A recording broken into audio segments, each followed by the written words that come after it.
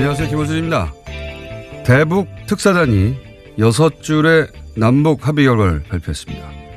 4월 말 남북 정상회담, 문재인, 김정은 한라인, 비핵화 의사표명, 북미 대화 용의, 그리고 남측 공연단의 평양 초청. 하나같이 기대 이상의 성과입니다만 특히 한반도 비핵화는 선대의 유언이라고 밝힌 대목이 중요합니다. 비핵화 없는 항구적 평화체제는 불가능하죠. 한반도는 75년째 정전 상태입니다. 전쟁을 일시적으로 멈춘 상태. 전쟁이 끝났다는 선언을 무려 75년 동안이나 유예하고 있는 거죠. 미국이 그 긴 세월 동안 평화협정을 처결해 주지 않고 있습니다.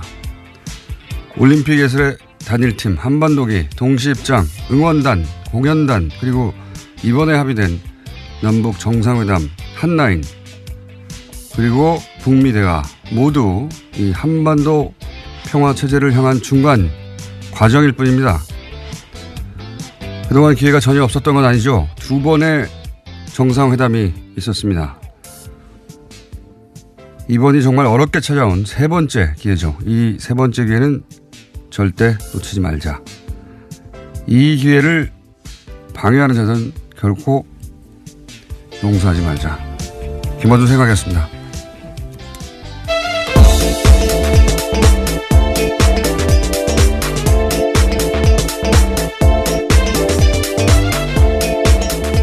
시사인의 김은지입니다. 이렇게까지 획기적인 뉴스가 나올 줄 몰랐어요. 네, 그렇죠. 전 세계가 주목하고 있는 상황입니다. 잘해보자 이 정도 수준일 줄 알았는데 그게 아니에요. 예, 대북 특사단이 가지고 온 보따리가 어마어마한데요. 예. 일단 그 뉴스를 짚어주십시오. 네, 가장 큰 뉴스는 문재인 대통령과 김정은 북한 노동당 위원장이 오는 4월 말에 판문점에서 제3차 남북 정상회담을 열기로 했습니다. 또 북한은 한반도 비핵화와 북미 대화 의지를 분명하게 하고 대화가 지속되는 동안에는 추가 핵실험이나 탄도미사일 시험 발사를 하지 않겠다라고 약속했습니다. 그러니까 1박 2일 동안 대북 특사단 역할을 했던 정우영 청와대 안보실장이 어제 저녁에 밝힌 바인데요. 총 6개로 이루어진 특사 방북 결과 언론 발표문을 발표했습니다. 이게 요즘 하도 뉴스도 많고, 예.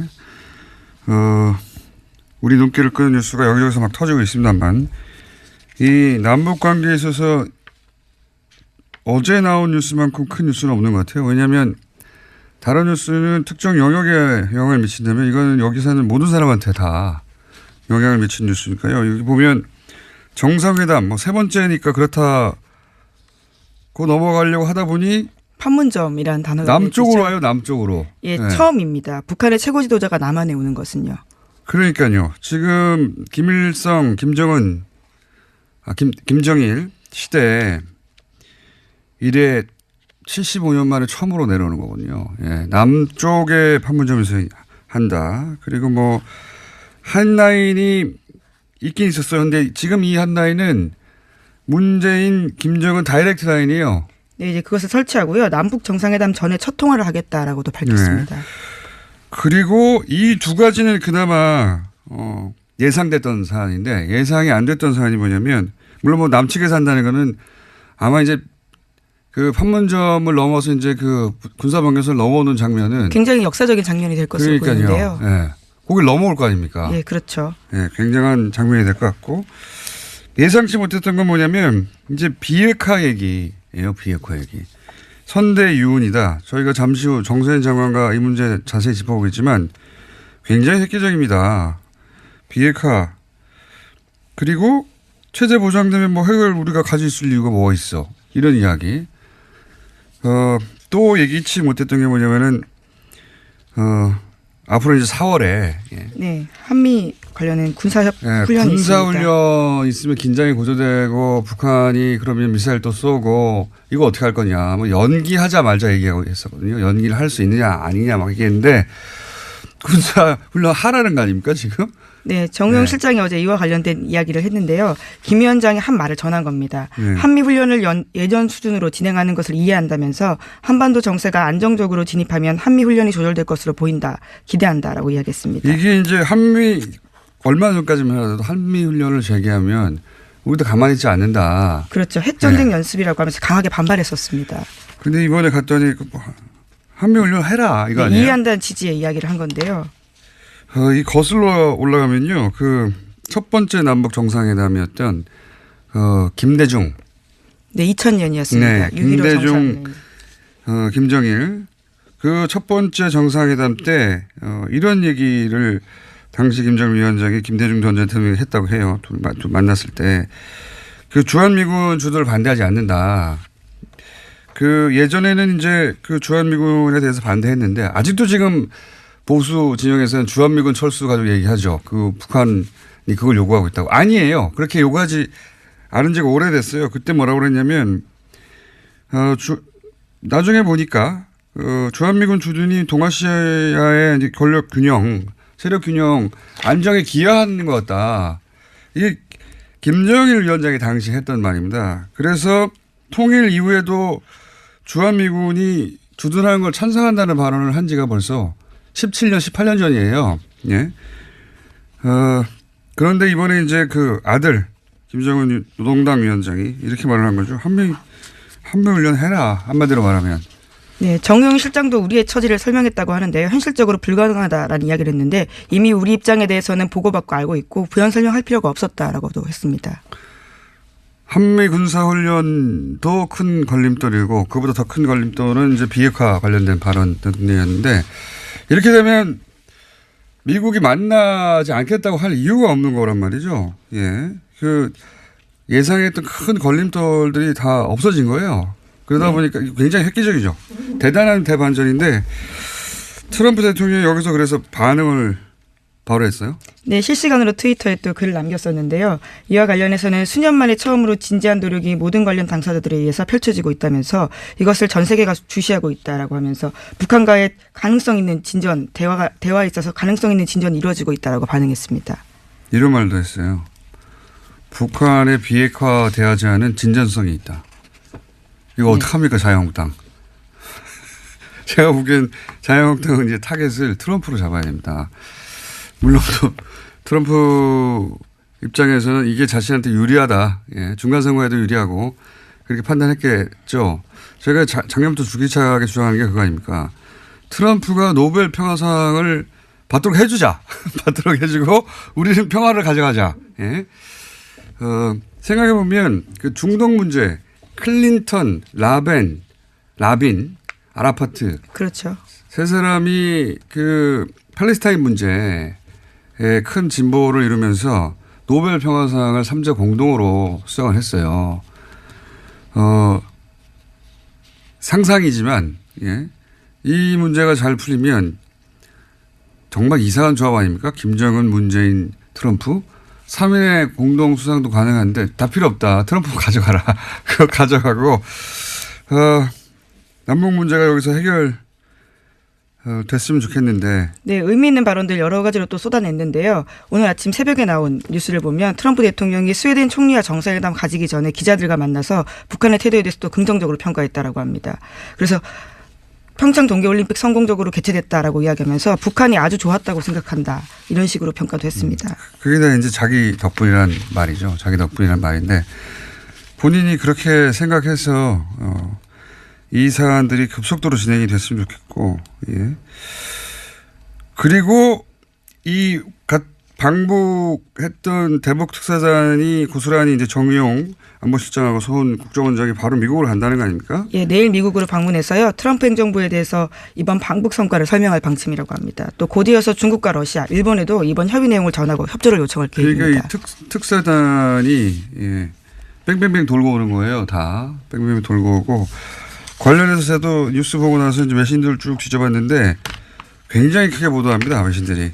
당연하겠죠. 지금 트럼프와 북한 간의 긴장 관계에 대해서는 엄청나게 전 세계적 보도가 있었으니까. 네, 지난해 9월에도 저희도 굉장히 많이 말씀드렸었는데요. 그때에 비하면 정말 중대한 반전입니다. 그래서 뭐 르몽드도 탑 기사고 웬만한 외신들은 다 탑 기사예요. 예, 미국 언론도 다 보도하고 있죠 지금. 예. 네, 뉴욕타임스는 이렇게 보도하고 있는데요. 북한과의 관계를 개선하려는 문재인 대통령의 노력이 중대한 이정표를 세웠다라고 했습니다. 또 CNN도요. 북한이 불과 몇 달 전만 해도 미국을 쓸어버리겠다고 선언했었는데 그것을 고려하면 놀랄만한 발표다라고 했습니다. 뭐 중대한 반전, 놀랄만한 발표, 중대한 변화, 뭐 그렇게 생각하지 않을 수 없죠. 반기지 않는 나라가 딱 한 나라 있어요. 일본이에요. 네, 재팬 패싱까지 우려하는 분위기가 감지되고 있다고요. 오늘 아침 한국일보가 전하고 있습니다. 그러니까요. 전 세계에서 이제 놀랍다 혹은 반갑다인데 일본은 당혹스럽다예요. 예. 당혹스럽다. 네, 관방장관이 직접 밝힌 이야기이기도 한데요. 대화를 위한 대화는 지금까지 전혀 의미가 없었다라면서 기존의 입장을 재확인했다라고 합니다. 일본만 싫어하는 뉴스입니다. 현재. 사실은 한반도 정세가 불안한 것이 아베 정권에 큰 도움이 되어 왔거든요. 현재까지.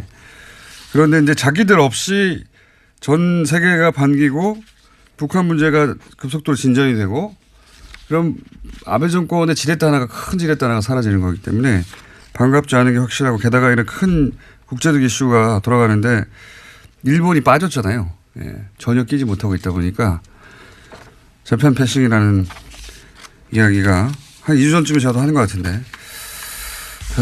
나오고 있고 예, 굉장히 큰 뉴스입니다. 예, 그리고 자유한국당에서는 이제 그렇게 문제 제기를 하죠. 예, 조건부 합의에 불과하지 않느냐 뭐 이런 비판도 있더라고요. 네, 오히려 핵보유국 지위를 인정했다라는 식의 주장도 펼치고 있습니다. 그거는 말이 안 되는 것 같고요. 예, 조건부에 불과하다는 이야기는 이게 월세 계약서도 구석구석 조건으로 가득 차 있습니다. 한 장짜리. 조건이 없는 계약서가 어디 있어요. 협상이 당연히 조건이 있죠. 예. 무조건은 주인하고 노예나 있는 겁니다. 그 자체는 비판이 안 될 것 같고 제가 보기엔 트럼프 대통령하고 보수정당이 싸워야 될 상황인 것 같습니다. 뉴스 굉장히 큰 뉴스여서 좀 짚어봤고 잠시 후에 정세현 전 장관과도 얘기 나눠보겠습니다. 다음 뉴스는요. 네, 검찰이 한 차례 구속됐다가 구속적부심으로 풀려났던 김관진 전 국방부 장관에 대한 두 번째 구속영장 청구도 법원에서 기각됐습니다. 오늘 새벽 서울중앙지법 허경호 영장전담부장판사가 밝힌 바인데요. 허 부장판사는 종전에 영장이 청구된 사실과 별건인 본건의 범죄 사실에 대해서 다툴 여지가 있다면서 이미 진행된 수사와 수집된 증거의 내용으로 볼 때 피의자가 도망하거나 증거를 인멸할 염려를 인정하기 어렵다라고 밝혔습니다. 김관진 전 장관이 전 안보실장이 기각됐다. 예. 네, 두 번째는 아니고요. 정확히는 첫 번째 영장은 나왔었는데 구속적부심으로 나왔고요. 이번에 또 두 번째 영장은 또 그렇죠. 기각됐습니다. 세 번째 영장 청구가 들어갈 것 같다. 저는 그렇게 생각이 듭니다. 네, 검찰이 현재 반발하고 있는 중입니다. 자, 그렇고요. 다음은요. 네, 관련된 뉴스가 하나 더 있는데요. 이명박 정부 시절에 기무사가 대통령 비난 댓글을 단 민간인 누리꾼 정보를 불법으로 수집하고 신원을 파악했다라고요. 어제 KBS가 보도했습니다. 이에는 민간 포털 사업자도 동원됐다라고 하는데요. 이 모든 내용들은요. 또 기무사 문건에 나와 있다고 합니다. 이게 이제 뭐 정치인이나 유명인이나 연예인이나 소위 이제 대중 영향력이 있는 인사뿐만 아니라 그 개인을 상대로 한 거거든요. 예, 그렇죠. 군의 보안방첩부대가 민간인을 상대로 한 겁니다. 예, 진짜 국민하고 싸운 거예요. 예, 그런 내용이 나오고 있는 와중이고 워낙 뉴스가 커서 이 사안이 잘 안 다뤄지고 있는데 묻히고 있는데 이 반역이죠, 반역. 예. 네, 김관진 장관 시절이고요. 예. 또 기무사가 청와대에 이 내용을 그대로 보고했다고 기무사 문건에 쓰여 있습니다. 그런데 이제 김관진 전 장관이 이걸 축소했다라는 의혹에 대해 혐의에 대해서 영장을 기각했는데 이 사안은 잠시 후에 이정열 판사님이 오늘 할 얘기가 많네요. 예. 나올 테니까 잠깐 또 그때 어디가 하기로 하고요. 오늘 새벽에 일찍 일어났더니 잘못 일어나가지고 안 그래도 바람이 새는데 말도 떠듬네요. 다음 뉴스는요. 네, 검찰이 이명박 전 대통령에게 14일 오전 9시 반에 검찰에 나와서 조사받으라고요. 정식 통보했습니다. 검찰 관계자는 지난해 파면 신분이었던 박근혜 전 대통령 때보다 이틀 더 긴 8일을 줬다라고 하면서요. 전직 대통령에 대한 예우를 하고 있다라고 밝혔고요. 또 혐의 입증에 대해서는 자신감을 보이면서 여러 차례 소환할 필요도 없다라고도 밝혔습니다. 다음 주 수요일이군요. 예. 드디어 나옵니다. 예, 제가 이번에 10년간 조사했는데 드디어 포토라인에 서시는군요. 예. 혐의도 엄청 많아요. 예. 네, 어제 저녁 SBS가 꼽은 혐의만 하더라도요 16가지입니다. 이명박 전 대통령은 크게 특수활동 비수수와 다스 관련 횡령 배임 그리고 민간 분야에서 각종 뇌물을 받아 챙긴 의혹으로 나뉘고 있습니다. 혐의가 이렇게 많을까요? 16개가 다 뭐죠? 어쨌든 이것도 좀 잠시 후 이정열 판사하고 얘기 나눠보겠습니다. 예. 한 가지만 기억해 주세요. 다스는 누구 겁니까? 여기서 시작됐다는 건 뉴스공장에서. 예. 라고 네, 저는 시사인도 보도를 같이 했죠. 다스는 누구 겁니까라는 질문을 여기서 시작했다는 건 누구 겁니까? 질문이 중요한 겁니다. 올해 질문사항 마련해 주시고요. 자, 혐의가 너무 많아가지고. 네, 그렇죠. 그리고 저희가 대부분의 것들을 다뤘기 때문에 예, 대부분 들어본 혐의들입니다. 예, 전혀 되게 돈과 관련되어 있는 혐의들입니다. 예, 지금 최근에 나온 뇌물만 해서 100억이 넘어갔어요. 뇌물만 해서 확인된 거죠. 네, 확인된 것만 그렇습니다. 예, 무슨 여러 가지 해외에서 의혹들 이런 거 다 빼고 뇌물로 직접 받은 것이 확인된 것만 100억 정도입니다. 다음 뉴스는요? 네, 심지어 거기에 2억 더 있다고요. 오늘 아침 한국일보가 보도했습니다. 검찰이 이명박 전 대통령이 또 다른 수억 원의 뇌물을 받은 정황도 확인했다라고 하는데요. 서울중앙지검 특수 2부는 이명박 전 대통령 쪽이 2007년 대선 전후로 ABC 상사 회장 손모 씨로부터 2억 원을 받은 정황을 포착했다고 합니다. 이 업체는 서울 지하철 2호선 강남역 일대에 대표적 명소로 꼽히는 뉴욕 제과를 인수 운영했다는 회사인데요. 손 씨는 돈을 건넨 사실을 모두 인정하고 있다고 합니다. 정말 웃긴 뉴스네요.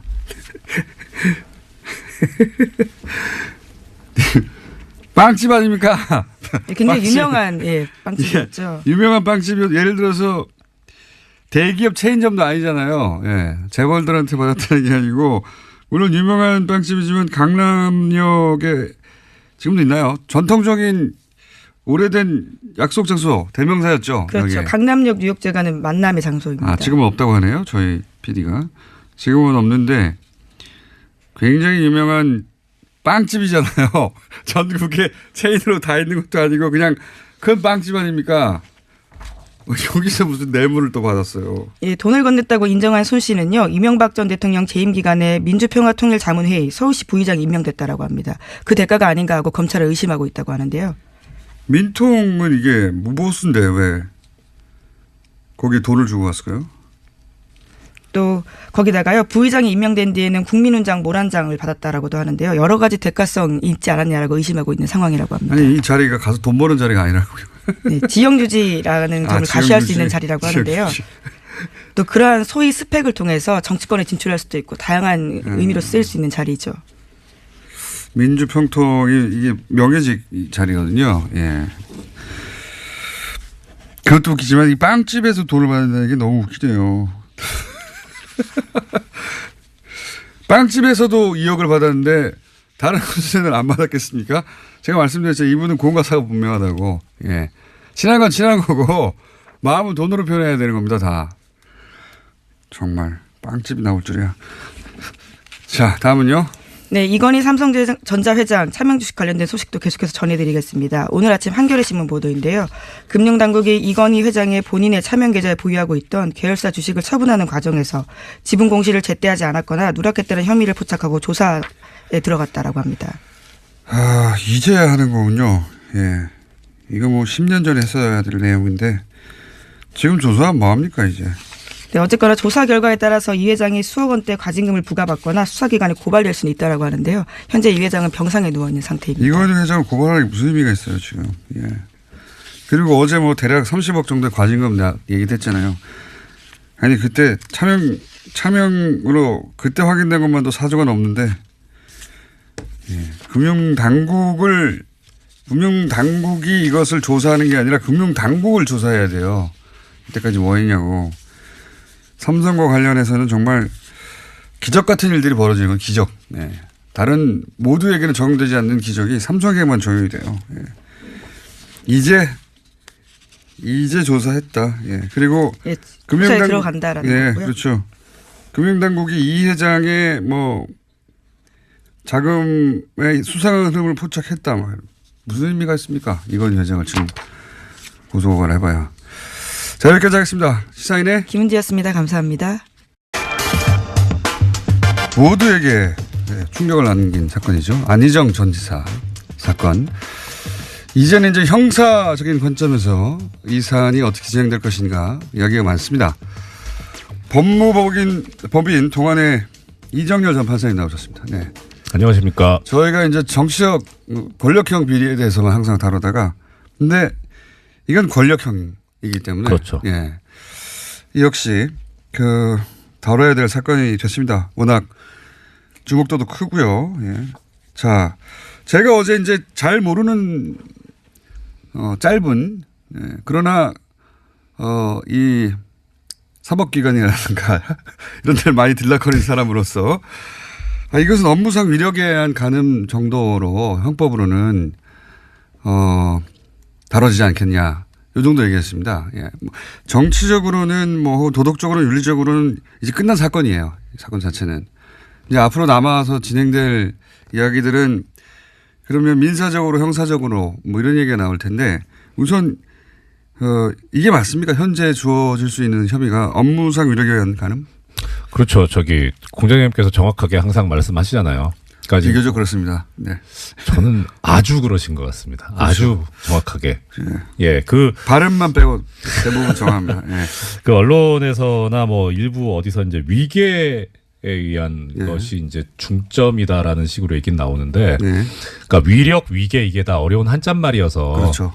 예, 간단하게 그냥 말씀드리자면 위력은 일종의 좀 겁을 주는 협박이랑 비슷한 개념이라고 생각하시면 되고, 그다음 위계는 속이는 거예요. 사기친다라고 하는 개념이면은 거의 비슷합니다.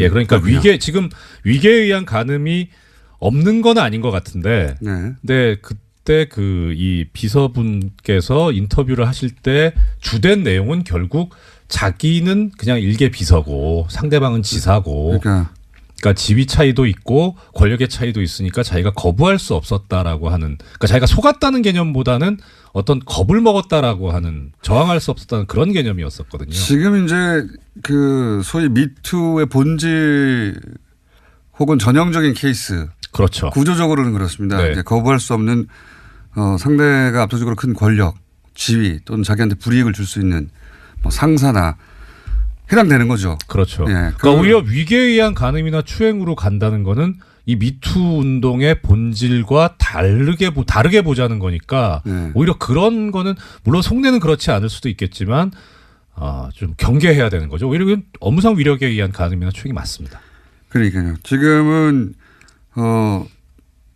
권력자, 정치인과 그 수행 비서의 관계였기 때문에 이 둘 사이에 발생한 일이고, 그래서 저는 이제 위력이라고 봤어요. 네. 법조인은 아니지만. 정확하시다니까요. 네.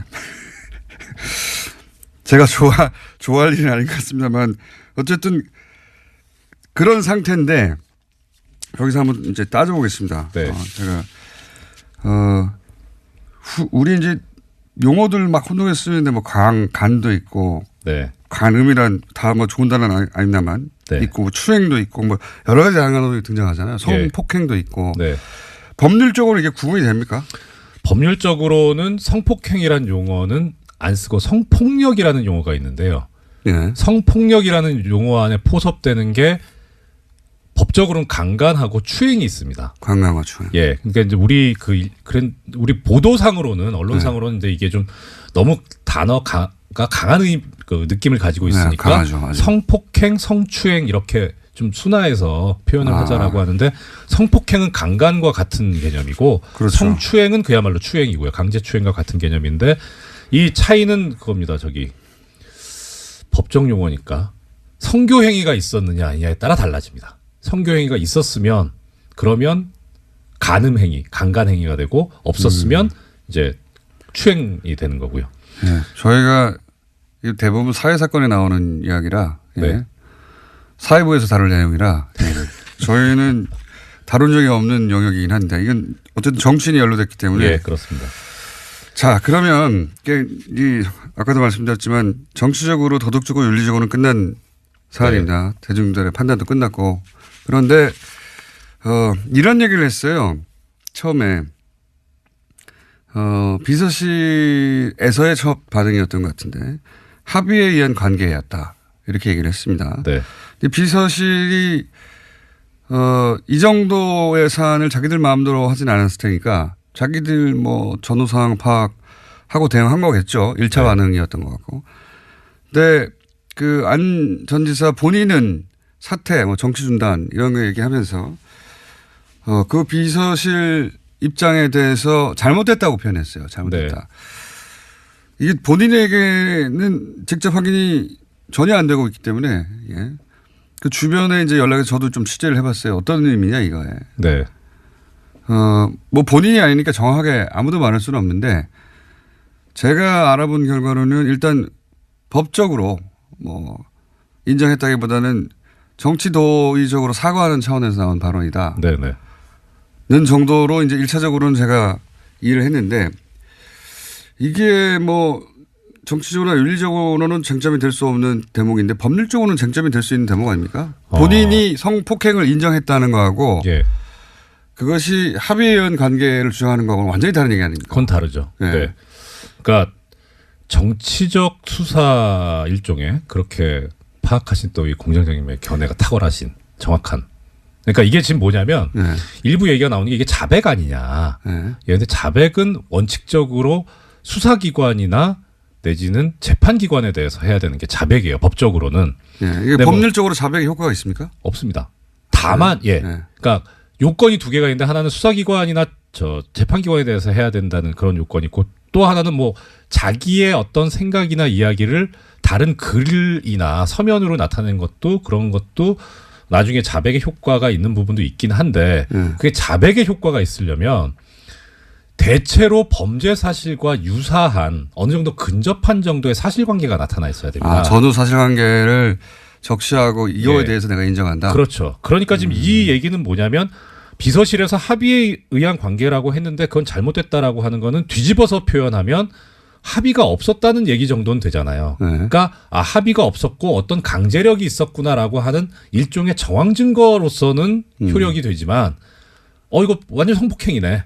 뭐 완전 인정했네. 이렇게 자백으로까지 볼 수는 없는 거죠. 법률적 자백으로는 아니다. 네. 왜냐하면 지금은 정치적인 어떤 효과나 정치적 파장 정도만 논의되는데 이게 머지않아 이제 직접 고소가 이루어졌지 않습니까? 네. 예. 이게 머지않아 후터라인에 서게 돼 있어요. 당연히 원하든 원하지 않든.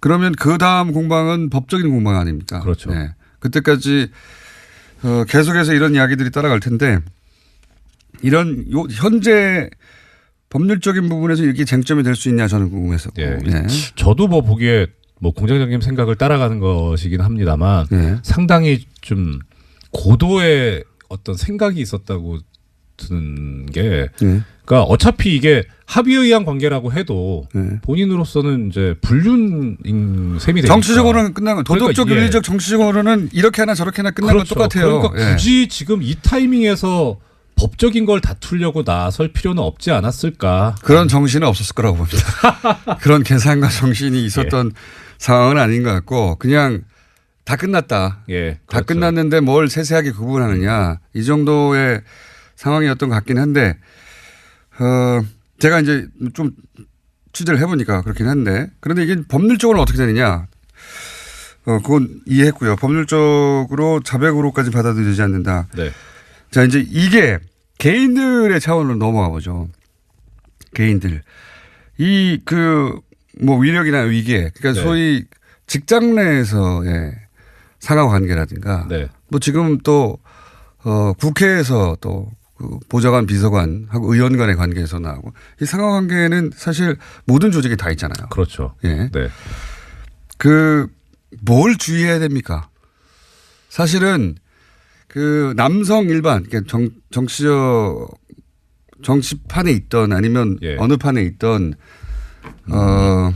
이게 여야를 떠나서 사실은 이게 남성 일반한테 그 경각심을 주고 나 스스로 주의하게 만드는 면이 있어요. 기본적으로 다.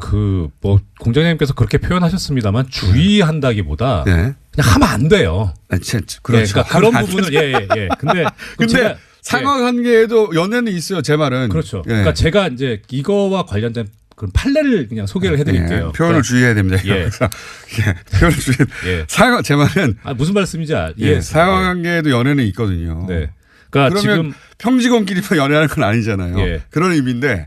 그러니까 아까 처음에 공장장님께서 말씀 주셨는데 강간과 업무상 위력에 의한 간음이 어떻게 다른 건가라는 이제 문제가 제기될 수 있거든요. 네. 강간은 아시다시피 폭행 또는 협박을 해가지고 한 거를 저항을 피해자로 하여금 저항을 완전히 그냥 못하게 해버리거나 아니면 현저히 곤란하게 그런 상태까지 빠지게 해야 되는 게 그렇게 돼 있어요. 현저히 곤란하다. 이거 근데 어려운 표현이에요. 어려운 표현인데 이거랑 대비해 보시면 돼요. 그러니까 이 업무상 위력에 의한 간음은 업무상 위력은 이 강간에 있어서의 강제보다 훨씬 다운돼 있습니다.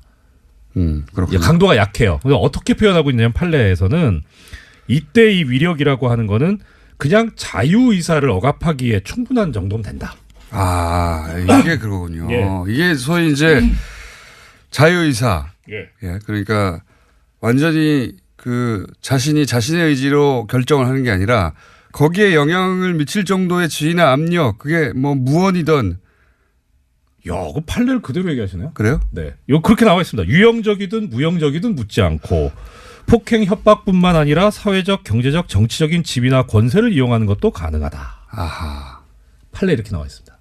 이미 그렇게 나와 있군요. 예. 그러니까 지금 이제 사람들이 오해하기를 아니 내가 팔을 끌어당겼어. 네. 아니면 내가 뭐 때렸어. 네. 라고 하는 것으로 피해질 수 있는 게 아니라는 거죠. 그렇죠. 예. 그러니까 이번 그 사안에서도 그 피해자분이 그렇게 얘기하셨잖아요. 저분은 지사고 나는 비서에 불과하기 때문에 내가 어떻게 할 수 없는 상황이었다라고 하는 게 이 판례하고 맞아요. 그렇군요. 정확하게 이 판례가 맞는 거군요. 예. 전형적인 미투에 해당되는. 그렇습니다. 모르겠습니다. 재판장에서 또 다른 얘기가 나올지는 모르겠으나 지금 현재 이 사건은 정확하게 미투에 해당되는 사건. 네. 법조에 가면 이런 사건은 또 다른 얘기가 나오긴 하긴 했었습니다. 과거에 사례를 보자면. 근데 지금은 그런 얘기 할 필요가 없는 거고요. 그렇죠. 이게 그러니까 팔을 당겼다. 네. 뭐 때렸다. 네. 막 폭력을 가해서 억지로 뭐 목을 졸랐다. 뭐 이런 것까지 안 가도 된다는 내가 때렸어. 아니면 뭐 그렇죠.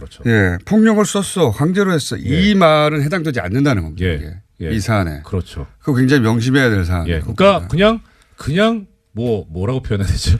이상 야릇한 내가 만약에 던졌는데 내가 그 말을 듣지 않을 경우 내가 예를 들어서 월급이 절반으로 떨어진다든가 그렇죠. 해고가 될 수 있다. 해고가 된다든가 아니면 뭐 인사고과에서 불이익을 받을 수 있다든가. 그 점을 이용한 그렇죠. 그걸 위력이라고 표현한 거죠. 그리고 여기에 판례가 하나 더 추가하고 있는 건 이겁니다. 현실적으로 피해자의 자유의사가 억압될 것임을 요하는 것도 아니다. 그러니까 현실적으로 겁을 먹지 않아도 돼요. 그냥 그런 지위에만 있으면 그렇게 되는 거예요. 이거 진짜 어렵네요. 아니, 두 번째 앞에까지 이해했는데 두 번째 현실적으로 피해자 겁을 안 먹어도 된다는 거예요. 그냥 그 지위에만 있으면 돼요. 이거 좀 과한 거 아닙니까? 피해자가 상대가 겁을 먹지 않고 겁을 먹지 않다는 건 상대방도 자유의지 선택했다고 볼 수 있는 거 아닌가요? 그러니까 그거는 거꾸로 이제 조금 아까 말씀드렸던 위계에 의한 경우에는 그건 비록 속아서 착오를 일으켰지만 자유의지가 있잖아요. 위계의 경우는 그렇다. 근데 이제 위력의 경우에는 그래요. 그냥 그 존재 자체가 있는 것 자체가 그렇다는 거거든요. 그러니까 이게 사실 판례가 이렇게까지 가고 있는 이유는 우리 애청자 여러분들도 그렇지만 우리나라 이 성폭행 관련 판례가 너무 엄격하다고 얘기하고 있잖아요. 그러니까 쉽게 인정되지 않는다는 거죠. 그렇죠. 그러니까 현실적으로 반항을 하지 않으면 성폭행이 안 된다고 이렇게 하고 있는 거 아니냐. 근데 그것도 오해가 있기는 하지만 아무튼 그건 그렇더라도 지금 저 업무상 위력에 의한 간음 이 부분을 완전히 폭넓게 인정을 해버림으로써 그 부분을 좀 상쇄를 시키고 있어요. 그렇군요. 우리 법 현실이 이러하기 때문에 또 사회 인식이 이러하기 때문에 여성의 관점에서 법률을 해석하는 경우가 오랫동안 없었기 때문에 거꾸로 이걸 폭넓게 인정한다. 그렇죠. 그러니까 사실 근데 또 역으로 보면 이런 업무상 위력에 의한 간음죄라는 게 있기 때문에 강간죄의 성폭행 그 범죄의 폭이 좁아질 수밖에 없어요. 이렇게 이걸 넓혀 놓으니까 그쪽은 좁아져야죠, 사실. 그렇군요. 세상의 모든 걸 다 해결할 수는 없긴 한데 한 가지 법으로 여기서 근데 제가 처음 알았던 건 피해자가 예, 현실적으로 예 자유의 제약을 전혀 받지 않았다 하더라도 전혀까지는 아니더라도, 그러니까 그런 제압을 정확한 요하지 표현이 뭐죠? 않는다. 문장 그대로 읽어드릴게요. 네. 이 경우에 있어서의 위력은 현실적으로 피해자의 자유의사가 제압될 것임을 요하는 것은 아니다. 아, 자유의사가 제압될. 그러니까 본인은 자유롭게 선택했다고 생각한다 하더라도. 네. 야, 여기서부터 어렵습니다. 자, 이해가 안 가시는 것이 여기서 네. 이명박 전 대통령, 그러니까 이해는 했어요. 네. 무슨 말인지. 예. 요 구도 안에서는 네. 하고 제안한 거잖아요. 예, 그렇죠. 그러니까 위력이 분명한 상황 하에서는 네. 본인이 설사 자유의지가 제압됐다고 스스로 의식하지 못하더라도 네. 이미 위력이 발휘된 상황이기 때문에 그렇죠. 이런 말이잖아요. 그렇죠. 자, 이 다른 얘기도 해야 되는데 이명박 전 대통령 혐의 관련 얘기도 해야 되는데 정세현 장관이 이미 연결됐기 때문에 예. 네. 일단 여기서 끝내고 다시 한번 해야 될 것 같습니다. 네. 이명박 전 대통령 혐의는 내일은 모레 다루겠습니다. 여기까지 하겠습니다. 이정윤 전 판사였습니다. 네, 고맙습니다.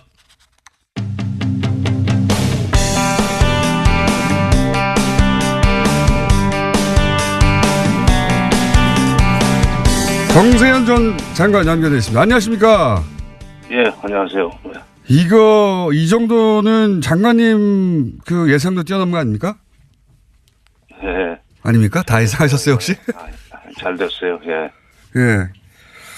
이게 그 굉장히 파격적인 이야기들이 오갔습니다, 보니까. 예. 남북 정상회담 얘기보다도 나는, 미북 대화가 가능한 그런 조건이 갖춰졌다는 사실. 예. 그거에 주목하고 싶습니다. 왜냐하면 미북 대화가 되지 않으면은 우리 국민 정서도 그렇고 국제 분위기도 그렇고 남북 정상회담 못 해요. 그러니까 그렇죠.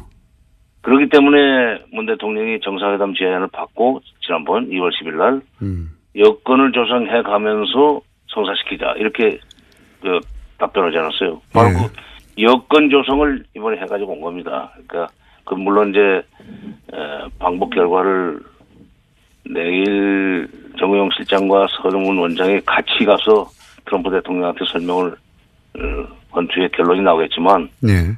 아마 이 정도 비핵화하겠다, 선대 유언이다 비핵화는, 그리고 회담이 계속되는 동안만큼은 핵실험과 미사일 발사를 하지 않겠다는 일종의 그 조건부 유예지만 모라토리움을 선언한 것은 미국으로서 미북 대화를 비켜갈 수 없는 그런 정도의 적극적인 자세고 커다란 양보라고 저는 해석을 합니다. 미국으로서도 안 할 이유가 없는 거죠. 이 정도 되면. 예. 안 할 이유가 없는 건 이 정도 되면 이제 도망 못 가요. 맞습니다. 핑계 댈 것도 없어요. 허라는 거 다 했는데 뭐 어떻게 하고 있어요. 그렇습니다. 그리고 그 이상 어떻게 해요. 좀 더 구체적으로 들어가 보자면 처음으로 남쪽으로 온다. 그렇지 않습니까? 판문점 평화의 집은 남쪽이에요. 그러면 이제 군사분계선을 처음으로 넘어야 됩니다. 그렇죠. 이것도 대단히 큰 의미가 있지 않습니까? 대단히 큰 의미가 있죠. 그러니까, 이제 53년 7월 27일 날, 정전협정이 체결된 뒤에 그 생긴 군사분계선, 예. 그걸 넘어오는 북쪽의 최고 지도자. 예. 최초죠, 김정일 최초. 처음이죠. 김정일도 못 왔었고, 김일성도 못 왔었고. 못 왔고 안 왔죠. 예. 그러나, 이번에 처음이고. 근데 이제 서울까지 오면 더 좋은데, 예. 우리는 평양까지 갔으니까. 근데, 저 사람들이 김정일 위원장이 서울 답방 문제를 놓고 여기 와서, 가능성을 조사를 한 적이 있었습니다. 그때 나온 얘기인데, 자기네들은 여러 가지 경호상의 어려움 점이 없지만은 예. 통제가 되니까 예, 예. 남쪽은 그게 안 되지 않습니까? 오고 가지고 무슨 망신을 당할 줄 알고 서울로 가시라고 하겠습니까? 그러니까 차라리 무슨 제주도는 할 수 없겠는가 해서 서귀포까지 간 적도 있었고 가본 적도 있었고 그런 타진을 안 한 건 아니었군요, 그동안. 예, 2002년 말 2003년 초에는 제3국에서 블라디보스토크에서 만나면 어떠냐 약속은 지켜야 되겠고 예. 그렇기 때문에 그런 제안도 있었는데 그때 판문점을 생각했더라면 참 좋았을 텐데. 그러니까 2000년 정상회담 이후에 이게 예. 군사분계선을 넘어오는 장면은 아주 역사에 남을 장면이 될 것 같습니다. 예. 그렇죠. 그러면 더구나 거기서 회담을 한다는 것은 남북 간에 남북이 지금 이런 현실에서 살고 있다. 네. 저는 그것이 전 세계에 알려지는 셈이 되고, 그 다음에 저는 어저께 그 얘기를 들으면서 옛날에 동서독이 관계 개선을 시작할 때 국경 바로 건너 정거장에서 처음에 했었죠. 에어프루트라는 역에서 동독 쪽에 에어프루트라는 역에 가서 에어프루트 역에 가서 프랑스 수상이 그 동독의 서독의 프랑스 수상이 동독의 그 공산당 서기장하고 회담을 했고, 예. 그다음에 거기에 대한 답방 형식으로 2차 정상회담을 동서독 정상회담을 서독으로 넘어와서 바로 역에 카셀이라는 역에서 역사에서 회담을 한 적이 있었습니다. 저는 어저께 그 합의 결과를 보고 이게 에어프로트 카셀 회담하고 많이 비슷하다. 그렇게 되면 우리도 다음번에는 그 판문각 뒤에 있는 통일각에 가서 정상회담을 한번 해야 될 것 같아요. 그렇겠네요. 이것도 굉장히 큰 의미가 있는 것 같은데, 대단한 의미가 있는 것 같은데, 이제 선친의 유언이다. 유언이 아니라 유지다. 네. 그러면서 한 발 더 나가서 이제 군사훈련 재개해도 괜찮다. 여기까지 갔지 않습니까? 그것도 큰 거예요. 그러니까. 비핵화하고 군사훈련 재개까지 다 묶어서 네. 이게 시비 걸 수 없을 만큼 다 가버렸어요. 그죠? 그렇죠. 그러니까 예년 수준으로 한다면 예년 수준이라는 얘기가 아마 작년에 엄청나게 했어요. 괌에서 B1, B가 뜨고 이른바 전략 자산이 그냥 왕창 떠가지고 북한을 정말 겁나게 했는데 예. 이번에는 그러니까 그런 거 안 나오고 그냥 하려면 병력 훈련, 그러니까 재래식 병기를 가지고 그다음에 또 규모도 병력 규모도 그렇게 크지 않게 하는 거야 우리가 참을 수 있다. 그 대신 그럴 만큼 회담하지 않은 얘기예요. 맞습니다. 이제 대화의 전제 조건으로 삼았던 것들이 그리고 그 전제 조건이 굉장히 해결하기 어려울 것이다라고 했던 것들이 이제 걷어졌습니다. 이렇게 되면 북한으로서는 미국과 반드시 대화하고 싶다 이런 거 아니겠습니까? 그렇죠. 바로 그겁니다. 그러니까 그만큼 대화를 저시 필요하기 때문에 이렇게까지 나왔는데 이걸 계기로 해서 미국 간에도 대화가 시작이 되고 그다음에 또 정상회담도 되고 또 북핵 문제가 기본적으로 해결되려면 특히 비핵화 프로세스와 평화협정이 동시에 진행이 되려면 육자회담이 열려야 돼요. 예. 육자회담에. 그러니까 이거 지금 미국 설명 끝나고 정의용 실장은 중국 러시아를 가고 서훈 원장은 일본을 가는 걸로 돼 있어요. 네. 육자회담 참가국들 다 도는 겁니다.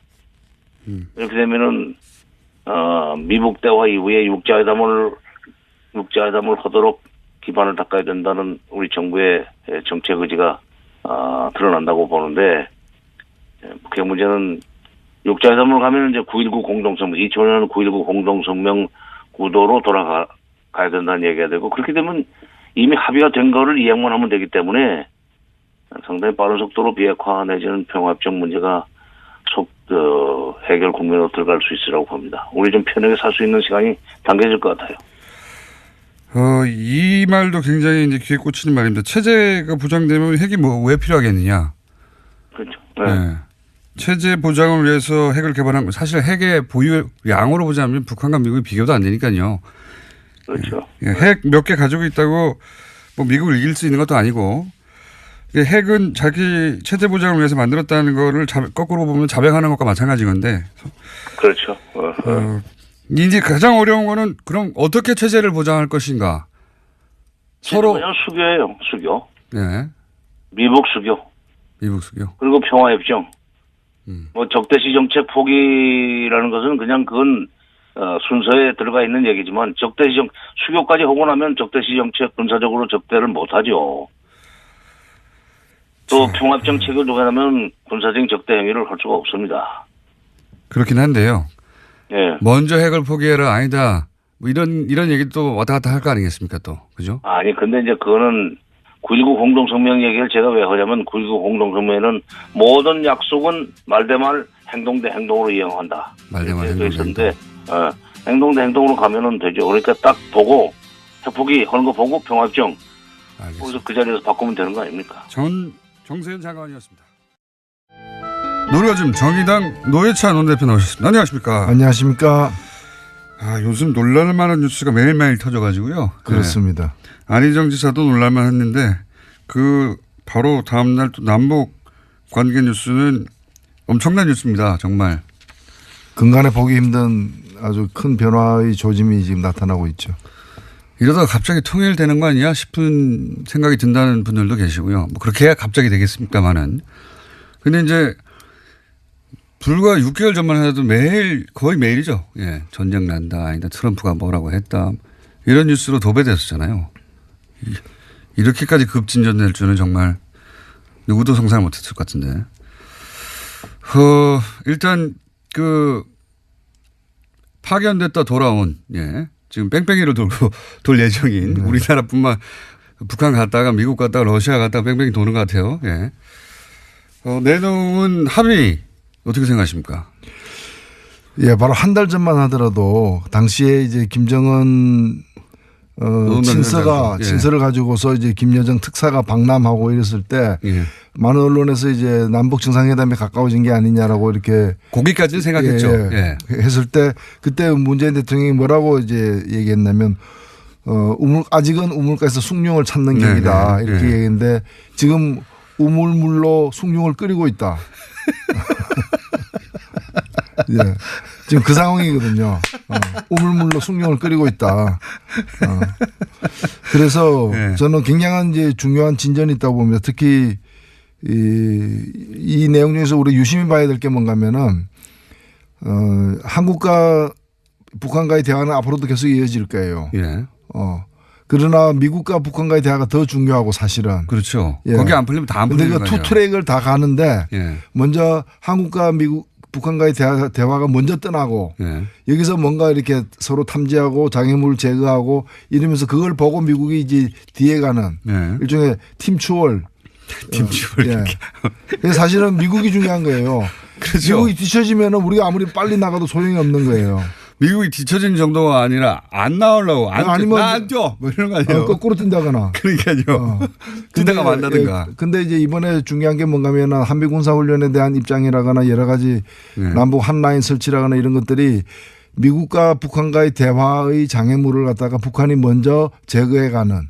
그러니까요. 지금 사실은 이 판은 남과 북이 전 세계를 상대로 봐라. 우리 이렇게 척척척 하니까 따라오라고 말씀하신 그렇죠. 팀출 경기에 지금 들어온 거예요. 그죠? 미국이 거부하기 힘든 상황이 된 거죠. 미국, 러시아, 중국 뒤에 쭉 일렬로 서서 따라와 이런 거거든요. 그래서 사실은 트럼프의 그 결단, 판단이 굉장히 중요한 시점입니다. 그러니까 트럼프가 이 상황에서는 비즈니스 마인드를 가져야 돼요. 자기 출신답게. 여기서 이상한 이념적이라거나 또는 어떤 그 자기 어떤 그 뭐 신념 이런 데 파묻히게 되면은 오히려 역사의 수레바퀴를 거꾸로 돌릴 수 있다. 아니면 역사의 수레바퀴에 몽둥이 집어넣어가지고 바퀴를 망가뜨릴 수도 있다. 트럼프가 역사는 생각하지 않을 것 같고요. 예. 이게 나한테 유리한가 아닌가만 생각할 텐데 유리하다고 생각할 것 같아요. 오히려 그 비즈니스 마인드를 가져야 된다는 거죠. 유리하다. 이거 나 재선이나 중간선거 유리한 것 같은데 내가 이 북한 문제를 다 해결한 사람으로 부상할 수 있을 것 같은데 이런 생각을 하지 않을까. 그렇죠.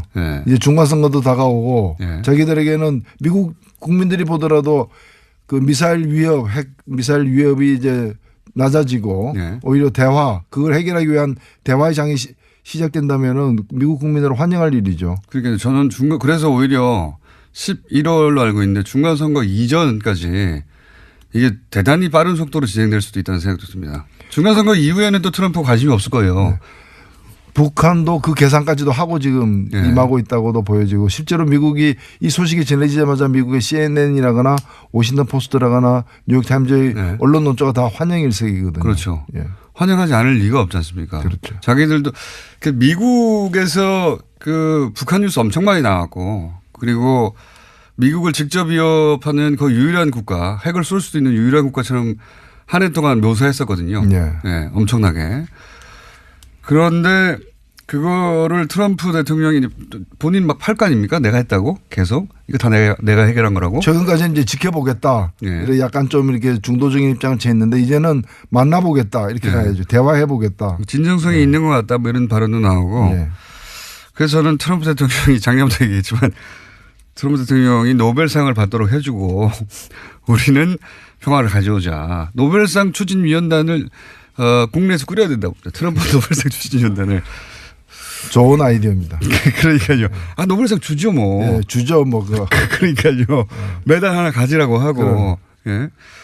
그거 보면 그 트럼프가 계속 오바마에 대한 그 열등감, 콤플렉스 굉장히 많이 표현했거든요.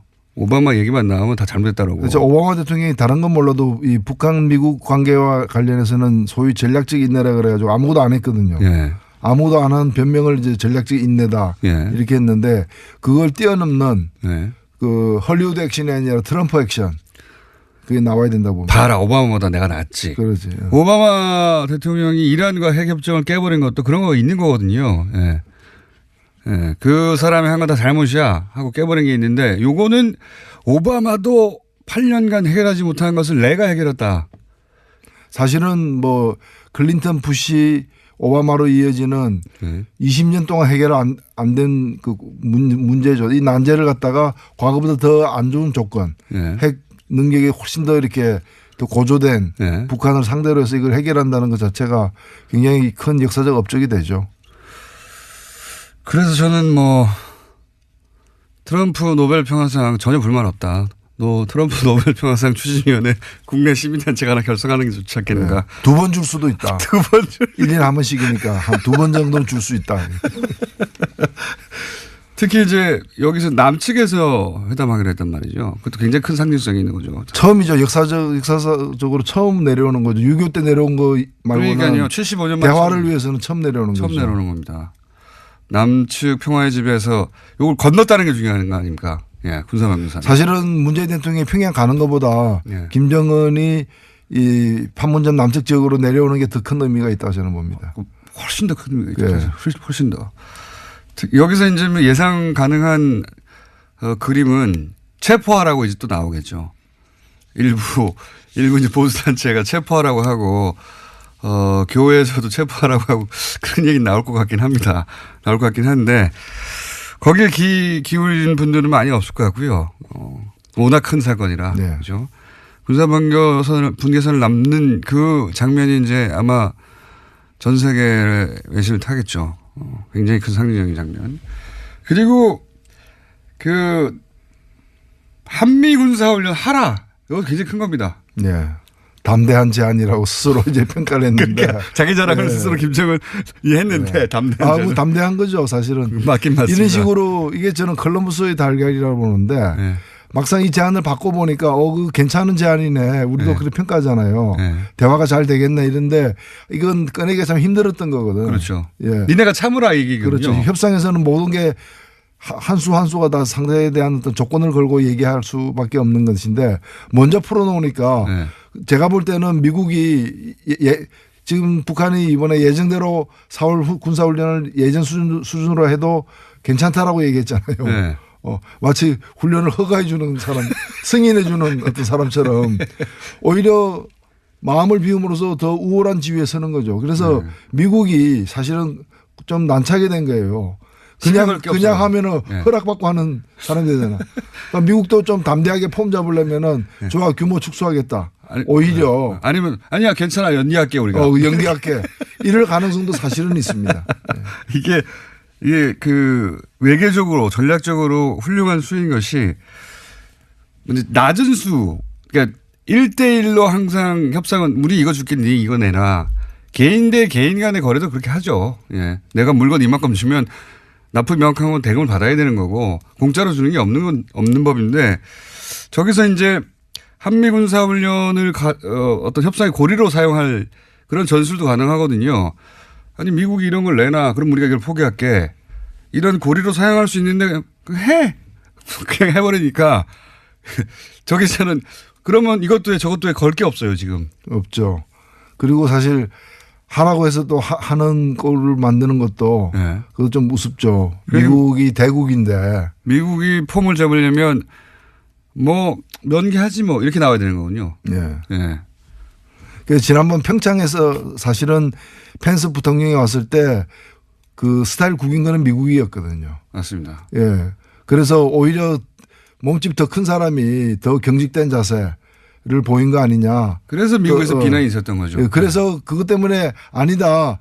사실은 만나려고 했던 거고 네. 만나기 2시간 전에 깬 것도 저쪽이다라는 그 네. 공개하면 안 되는 얘기를 공개한 것도 미국이 공개한 그거 거잖아요. 공개했다고 또 비난받았어요. 네. 예.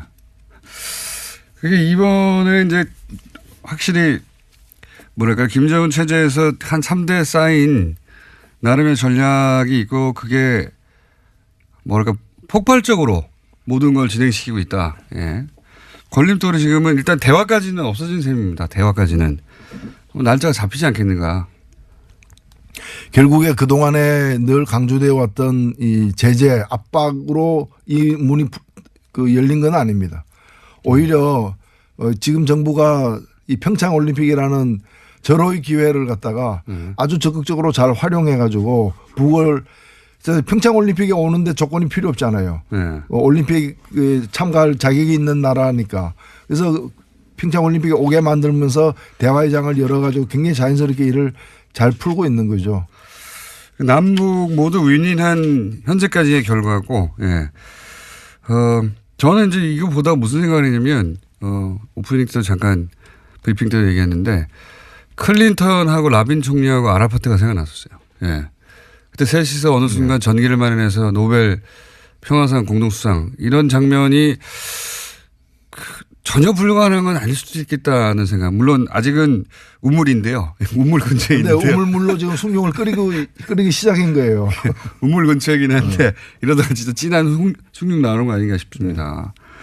그리고 바로 또 이제 저는 자유한국당도 좀 달라져야 돼요. 이제 오늘 이제 청와대에서 이 남북 최근에 어떤 그 대화에 대한 어떤 보고를 받게 되는데 네. 그 홍준표 대표도 참석을 하기로 이번에는 네. 했잖아요. 사실 그 그게 대표님 맞는 나가십니까? 거죠. 아니 원내대표 회담이 아니고 대표 회담이에요. 대표 예. 근데 여기에 하기로 결정한 건 참 저는 잘했다고 봐요. 예. 참 잘했어요 하고 도장 찍어주고 싶어요. 예. 사실 여기 말고 또 갈 데도 없어요, 사실. 여기 안 가면은 미국 가서 또 핵 구걸하러 다녀야 되는데 한 핵 줍쇼. 그럴 수 없잖아요, 지금. 네. 그래서 저는 이게 또 임기 초에 이게 시작되는 것도 굉장히 중요한 것 같습니다. 타이밍. 예, 타이밍. 네. 과거에 2차례는 임기 말이거나 정권 교체이기 직전이었거든요. 그래서 이제 지속적으로 힘을 가지고 2년, 3년, 4년 밀어붙일 수가 없었는데 이 임기 초에 된다는 것도 대단히 중요한 포인트 같습니다. 사실 그 노무현 정부 때 14 공동성명을 만들어내는 굉장히 그 성과는 있었지만 그것이 네. 너무 임기 후반부에 그러니까요. 이루어져서 더 그런 철학과 그런 기세로다가 더 연장시키기가 힘들었던 건. 근데 이번에는 이제 아주 임기 초반에 예. 1년도 채 안 돼서 이걸 만들어냈기 때문에 앞으로 그 남은 시간이 굉장히 중요하다고 봅니다. 트럼프도 마침 중간 선거가 있고요. 그렇죠. 예. 또 당연히 이제 그 연임을 향해서 달려갈 것이고 그러다 보니 굉장히 절호의 타이밍이다. 이 타이밍 올해를 놓치면 안 된다. 예. 이 문제를 풀거나 아니면 풀 가능성이 높아진 상태가 되면은 그 트럼프 연임은 보장된다고 봅니다. 저는. 제가 보기에는 그 이야기를 계속 트럼프한테 해줘야 된다고 봐요. 트럼프 트윗 팔로우 단을 꾸려가지고 한국에서 트위터에다 올려버려. 계속해서 트럼프 트윗에다가 이렇게 하면 당신이 제일 힘들 수 있다고. 노벨 평화상 1년에 한 번씩 주겠다. 주지는 못하더라도 주라고 운동을 하겠다 우리가 한국에서. 자, 트럼프가 가진 독특한 대단히 이기적이지면서 동시에 이제 비즈니스적이고 독특한 캐릭터를 지금이야말로 잘 이해해서 활용할 때가 왔다 이런 생각이 들고요. 예, 우리가 예상하는 것보다 훨씬 빠른 속도로 예, 일이 진행되고 있다. 예, 그렇습니다.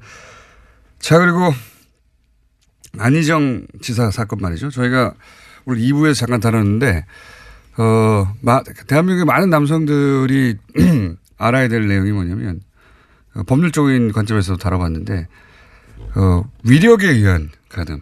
이 경우는 상대방이 자유의지가 있는 상태에서 이 선택을 했다는 것조차도 따지지 않는다는 거죠. 그렇죠.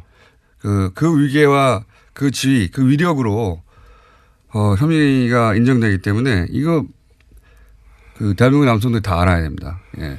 지금 이 미투 운동으로 공개되고 있는 이 사건들을 보면요. 특징이 있어요. 뭔가면은 뭐 길 가다가 처음 보는 사람, 낯선 사람에게 뭘 당했다거나 이게 아니에요. 그렇죠. 다 잘 아는 사람이고 그게 뭐 거의 다 직장이거나 같은 직업이에요. 예. 그러니까 그 내에서 권력 서열이 있는 거고 그 권력에 의해서 예. 그 권력이라는 위력에 의해서 강제된 거기 때문에 예. 저항하기도 힘들었고 물리적 강제 같은 건 필요 없다는 겁니다. 예, 여기서. 그렇죠. 예. 그래서 저항도 쉽지 않았고 또 공개하는 것도 만만치 않은 상황이었는데 이것이 미투 운동으로 지금 벌어지고 있는 거죠. 게다가 이건 저도 잘 몰랐는데 거기까지 저도 알았는데 상대방이 그러니까 피해자가 설사 자신은 자유의지로 선택했다고 그 상황을 생각한다 하더라도 이미 그 위계 구조 속에 있기 때문에 네. 그것이 본인의 완벽한 자유의지가 아니라고 법원 판단하는 거죠. 그렇습니다. 예. 그 대목을 유념해야 된다. 형량도 남성들은. 더 높아요. 자, 이게 이제 제가 이제 변곡점이 되는 사건이라고 한 것이 그동안 이제 문화예술계에만 있다가 이게 본격적으로 정치 권력을 향한 미투가 그것도 차기 원투 정도 순위에 있던 상대를 향한 미투가 있기 때문에 이 뉴스가 여의도에는 어떤 여파를 미치고 있습니까? 네, 어저께도 제가 뭐 다른 당 의원들도 좀 만나고 이랬는데 벌써 뭐 여러 이름들이 물론 아직 확인된 건 아니지만은 네, 여의도 안에서 네, 여러 이름들이 거론되고 있어요. 여야를 망라해 여야를 망라하고 또 전현직을 다 망라해서 그 중에 뭐 밝혀질 것도 있고 밝히지 않을 것도 있긴 하겠지만 여의도도 엄청나게 긴장했죠. 예. 저는 이 미투 운동이 굉장히 고통스러운 예. 이 장면이지만은 이것이 숨겨지는 것보다는 이 드러나서 문제가 해결된다는 점에서 저는 굉장히 소중한 기회라고도 생각됩니다. 한국 사회가 변하기 맞습니다. 위해서도 예. 미투 운동은 끝이 아니라 이제 시작이 아닐까 그렇게도 봅니다. 제가 이제 계속 주장한 바는 이걸 정치적으로 이용하려면 안 된다. 이 지적을 계속 하는 건데, 정치적으로 이용하려고 하는 시도는 차단한데, 이게 여야를 넘어서 어떤 임계점을 넘어가야 되거든요. 모든 운동이 그렇지 않습니까? 그러죠. 임계점을 넘어가서 그것이 이제 사회문화적인 시스템이 되고, 예. 그게 모든 사람이 인지하는 조건이 되어야 되는데, 그 지점을 향해서 계속 가야 되는 거죠, 이건. 그래서 저는 안희정 이 전 지사 건도 한편으로는 천인공노할 사건이고 저도 같이 분노하게 되지만 다른 한편으로는 같은 정치인으로서 낯뜨거운 거예요. 이거는 부끄러운 일이에요.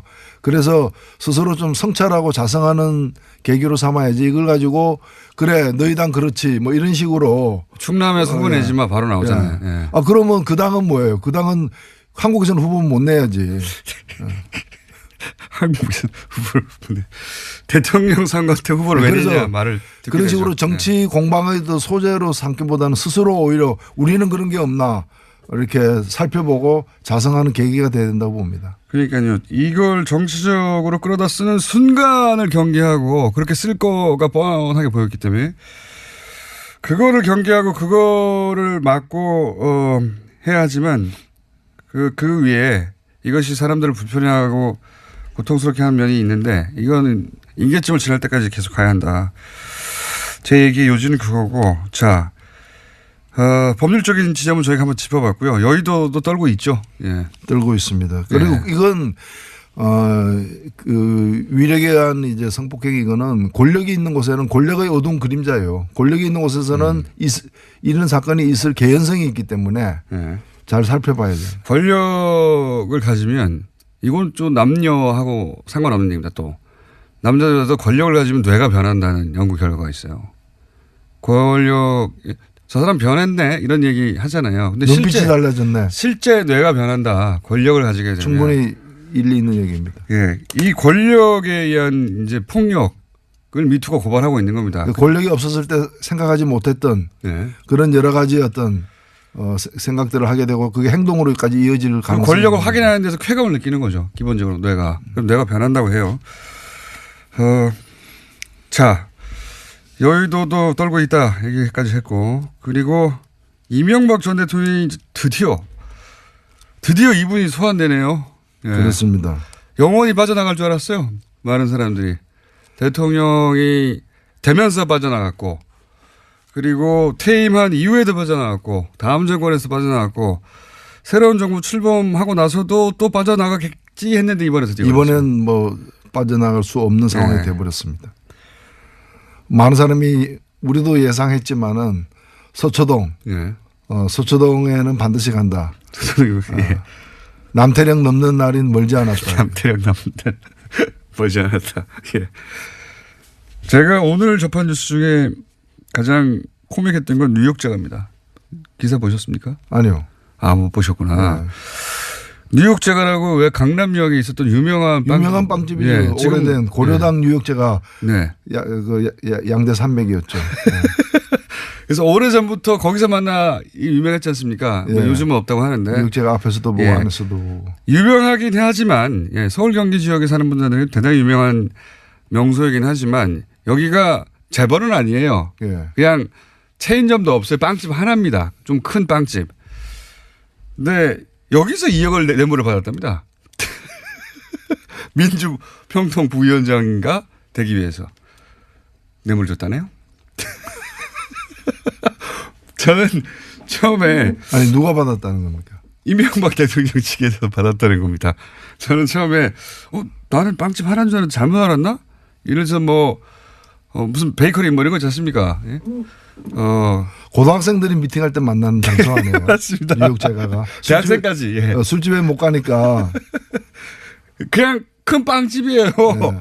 이게 뭐 파리 크라상 예를 들어서 대규모의 체인점도 체인점이나 아니고. 아니면 뭐 대기업의 그게 아니고 그냥 단독 빵집이거든요. 이 느낌을 아실지 모르겠는데 가게예요. 가게. 큰 가게. 오히려 그런 데서 아는 사람을 마주칠 가능성이 적다고 보는 모양이죠. 모르겠습니다. 거기에 대표가 어떤 직을 원했고 그 직을 원해서 2억을 건넸다고 하는 게 확인됐다고 합니다. 빵집에서 돈 받는 건 너무하는 거 아닙니까? 그러니까 굉장히 적극적인 그러니까 이 이명박 대통령이 이제 취임하자마자 그 이명박 정부는 비즈니스 프렌들리다 친기업 정책을 쓰겠다고 했는데 그 비즈니스가 기업의 비즈니스가 아니라 자기 비즈니스예요. 프레지던트 비즈니스. 그러니까 엄청나게 열심히 이제 그러면서 프렌드들을 만들어 나가는 그런 과정이 나의 비즈니스를 위해서 프렌드를 만들어가는. 그렇죠. 예. 굉장히 저는 주목한 뉴스입니다. 뉴욕제가 여기서 튀어나올 줄은 정말. 예. 그러니까 대통령의 비즈니스가 굉장히 폭이 넓고 그리고 부지런하게 공휴일도 없이 차별이 없는 거죠. 예. 가게 좋아. 대기업 좋아. 차별이 없는 거예요. 이 작은 가게에서 겨우 2억 들고 왔다고 해서 내치지 않는 겁니다. 그렇지. 돈만 갖고 온다면 장소는 뭐 상관없다. 실사구시. 이거 뉴욕제가 빵집. 뉴욕제가를 무시하는 게 아니라 이게 권력형 비리 혹은 뭐 대통령의 비리에 등장할 이름은 아니지 않습니까? 재밌었습니다. 네. 이명박 정부가 아니죠. 이건 이명박 전 대통령 관련 비리의 특징을 알 수 있어요. 액수를 따지지 않습니다. 작으면 작은 대로 알뜰하게 많으면 많은 대로 알뜰하게 더 나올 거라고 봅니다. 공동교섭단체 어떻게 갑니까? 공식 제안을 했던데 이제. 제안을 받았고요. 예. 저희들이 물론 이제 그 구체적인 뭐 내용은 없이 그냥 그걸 만들자라는 제안인데 일단 저희들도 내부 절차나 또 논의해야 될 어떤 과정이 있기 때문에 논의가 시작됐고요. 어저께는 의원총회에서 얘기를 시작했고 오늘은 또 각 광역시도당 시도 대표자들 오늘 회의가 예정되어 있기 때문에 거기서 또 얘기를 할 것입니다. 지금 현재 뭐 내부 견해 지형은 어떻습니까? 찬반이 다 있죠, 사실. 당연히 있겠죠. 이제 뭐 시작했기 때문에 찬반의 비율을 얘기하기는 좀 이른데. 우려하는 바는 뭔가요? 우려하는 바는 이제 정체성의 문제? 아니면 뭐 선거를 앞두고 그 그 아무리 이제 당은 따로 존재한다 하더라도 같이 뭔가를 하는 게 아닌가. 예를 들면 법안 하나를 처리하더라도 공동의 입장으로 처리하는 거 아니냐 뭐 이런 식으로 오해가 매번 그럴 수는 없으니까 당연히요. 예, 예. 예. 그런 이제 정체성이 혼란하게 되는 상황이 되지 않을까라는 그런 우려들도 있고요. 저는 오히려 그다음에 지방선거에서 예. 그 당장에 이제 그 민주평화당과 이렇게 격돌해야 되는 지역들이 있지 않습니까? 아, 그렇겠군요. 예. 거기서는 이제 중앙에서는 같이 한다 그러고 예. 그다음에 현장에서는 또 후보들끼리 격돌해야 되니까 이걸 어떻게 설명할 것인가 그런 이제 좀 어려움들이 있는 거죠. 근데 저는 정체성의 문제는 오히려 저는 도움이 된다고 저도 이제 상상을 해봤는데 도움이 된다고 보는 것이 어떤 사안을 같이 했어요. 예를 들면 낭문 문제에서 의견 합의됐는 데 같이 했는데 그것도 눈에 띄겠지만 이 사안은 우리는 각자 간다. 이것도 눈에 띄는 거거든요. 아, 이 입장은 다른 거구나. 그러니까 자꾸 이제 예. 충분히 뭐 네. 그게 실제로 현실이 그렇게 될 수 있습니다. 네. 될 수 있는데 또 다른 한편에 뭐 제기되는 우려는 이제 많아야 20명, 21명인데 지방선거 후에 네. 정의당에 큰 변화가 없겠지만은 네. 그 상대당에서 마치 무슨 좀 변화가 있어서 아, 뭐 탈당해서 또 예, 다른 당으로 다른 당으로 간다거나 간다든가. 또는 뭐 그렇게 돼서 한 명이라도 빠지게 되면은 이게 무너지는 거거든요. 네. 그러면 이제 굉장히 이제 국민들에게 불안정한 모습을 또 보여주게 되니까 그런 거 지금 기다려서 판단해야 되지 않나 뭐 이런 그 생각까지도 우려도 나오고. 이해하는데 거꾸로 교섭단체를 만들어 놓으면 그런 일이 일어날 확률이 더 낮아지는 게 아닌가. 그런 면도 있습니다. 예. 뭐 빼가기 양면이 있죠. 힘들게 돼 빼간다는 얘기는 무너뜨린다는 얘기이기 그렇죠. 때문에 비난이 커지는 것이고 그러면 저는 그래서 이 분명히 이제 우려도 있는데 동전의 양면이잖아요 언제나. 예. 뭐 하여튼 궁금하게 지켜보고 있다 많은 분들이. 예. 하여튼 저희들이 좋은 판단을 해서 좋은 소식을 만들겠습니다. 마지막으로 이건 언급을 하고 가셔야 될 것 같아서 장충기 새로 나온 문자 보셨죠? 예, 혈맹이다. 우리는 삼성과 뭐 이런 거. 예. 대단한 멘트 아닙니까? 혈맹이다. 삼성의 눈으로 세상을 보고 있다. 언론사에서 대단한 거 아닙니까? 정말? 그 삼성이 그 광고를 가지고 이렇게 기사를 넣어라 빼라 이렇게 요구하는 일이 많았는데 예. 그게 이제 거듭되다 보니까 이제 언론에서도 예. 그게 맞춰주는 예. 혹시 이런 거 필요하지 않으세요? 그리고 평소에 저희가 생각을 많이 들어야 합니다. 그럼 만나 주시죠. 왜 만나려고 했겠어요? 만나서는 이제 뭐 부탁을 몇 개 집어넣으려고. 예. 예. 아이 이것도 굉장히 충격적인 거거든요. 언론사인데 언론사가 기업에게 우리는 당신들 눈으로 세상을 봐요. 당신들은 혈맹이에요. 굉장히 충격적인 뉴스인데 워낙 많은 뉴스가 있어서 묻힌 것도 있지만 예, 이 뉴스는 묻히면 안 되는 뉴스. 그렇죠. 그러니까 삼성공화국이고 삼성이 집권했다고 생각을 하는 거죠. 삼성 그러니까 권력은 5년이지만 삼성은 이때까지 무기한이죠. 몇 년째입니까? 예. 그러니까 이제 삼성에 붙는 게 낫다고 생각하는 건데 이 이야기를 지속적으로 저희는 해나가겠습니다. 매주 한 번씩 1분만이라도 이 시간에 항상 삼성 얘기를 하는 것으로 어떻습니까? 예. 아니요, 뭐 삼성은 그렇게 해야 됩니다. 예. 대한민국이 민주공화국으로 되려면 삼성을 극복해야 된다. 그래서 저희가 노회찬 대표님과의 시간에는 아무 뉴스 안 나와도 1분씩 삼성 이야기를 하는 것으로 하겠습니다. 오늘 여기까지 하겠습니다. 감사합니다. 네, 감사합니다. 노회찬 대표였습니다. 원종우 씨 나오셨습니다. 안녕하세요. 네.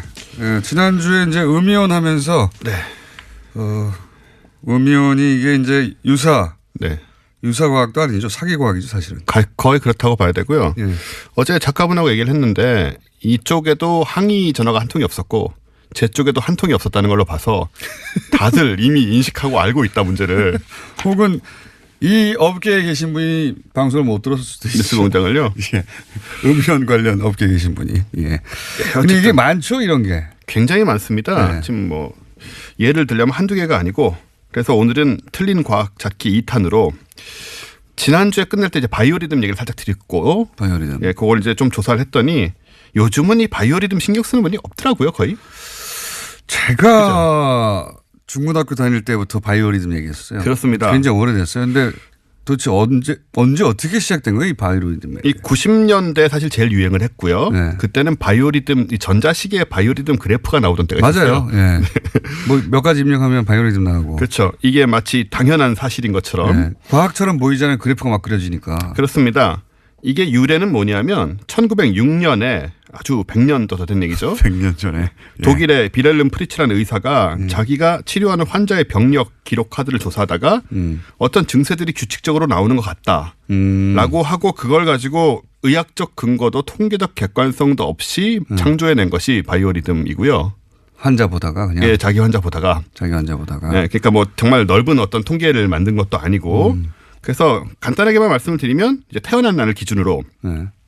지금 들어보면 좀 어이가 없어요. 네. 태어난 날을 기준으로 신체, 감정, 지성 세 가지가 네. 2, 30일 단위로 최고점과 최저점을 찍으며 반복되는 거죠. 지금 생각해보면 이게 있을 리가 없잖아요, 이런 게.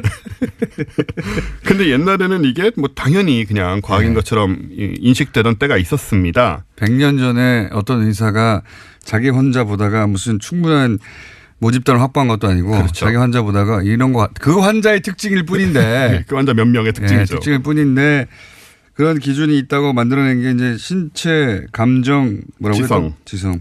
이렇게 해가지고 했던 건데 지금은 이제 너무 안 쓰여서 이걸 뭐 너무 깊이 들어갈 필요는 없겠다 싶고 네. 그래서 오늘의 진짜 주제는 뭐냐면 네.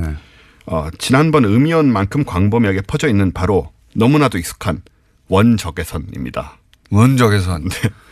누구나 뭐 여러 번 들어봤을 광고에서도 원적외선. 이거 원적외선 하면 또 게르마늄 아닙니까? 게르마늄. 그렇습니다. 이제 그런 쪽으로 연결이 될 텐데 게르마늄. 찜질방. 예, 네. 찜질방. 찜질방 연결되네요. 네.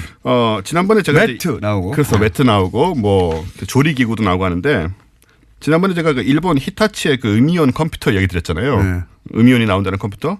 이 90년대 비슷한 시기에 우리나라에는 바이오 텔레비전이라는 게 있었어요. 기억이 나시는지 기억 안 모르겠지만 납니다. 그거는. 이게 얼마 전 우리 그 저쪽 뭐죠? 그 교도소 관련해서 유명하셨던 그 S사의 그 전자 회사에서 네. 당시에 만들었던 거예요. 그래요? 예. 삼성에서 만든 거예요? 그렇습니다. 네. 뭐 이렇게 어렵게 말씀하세요? 그냥 재미있어 보려고요. 네. 이 TV에서 원적외선을 내뿜어서 꽃이 시들지 않게 한다는 광고도 했어요, 그때. 예. 원적외선이 안 나오는 TV에서는 앞에는 꽃이 시들고 얘는 안 시들고 예, 그런 그래요? 식으로 팔았습니다. 네. 네, 원적외선이 이제 이렇게 엄청나게 뭐 강력한 그런 에너지를 갖고 있다고 얘기가 되는데 대충 효능을 설명을 드리면 네.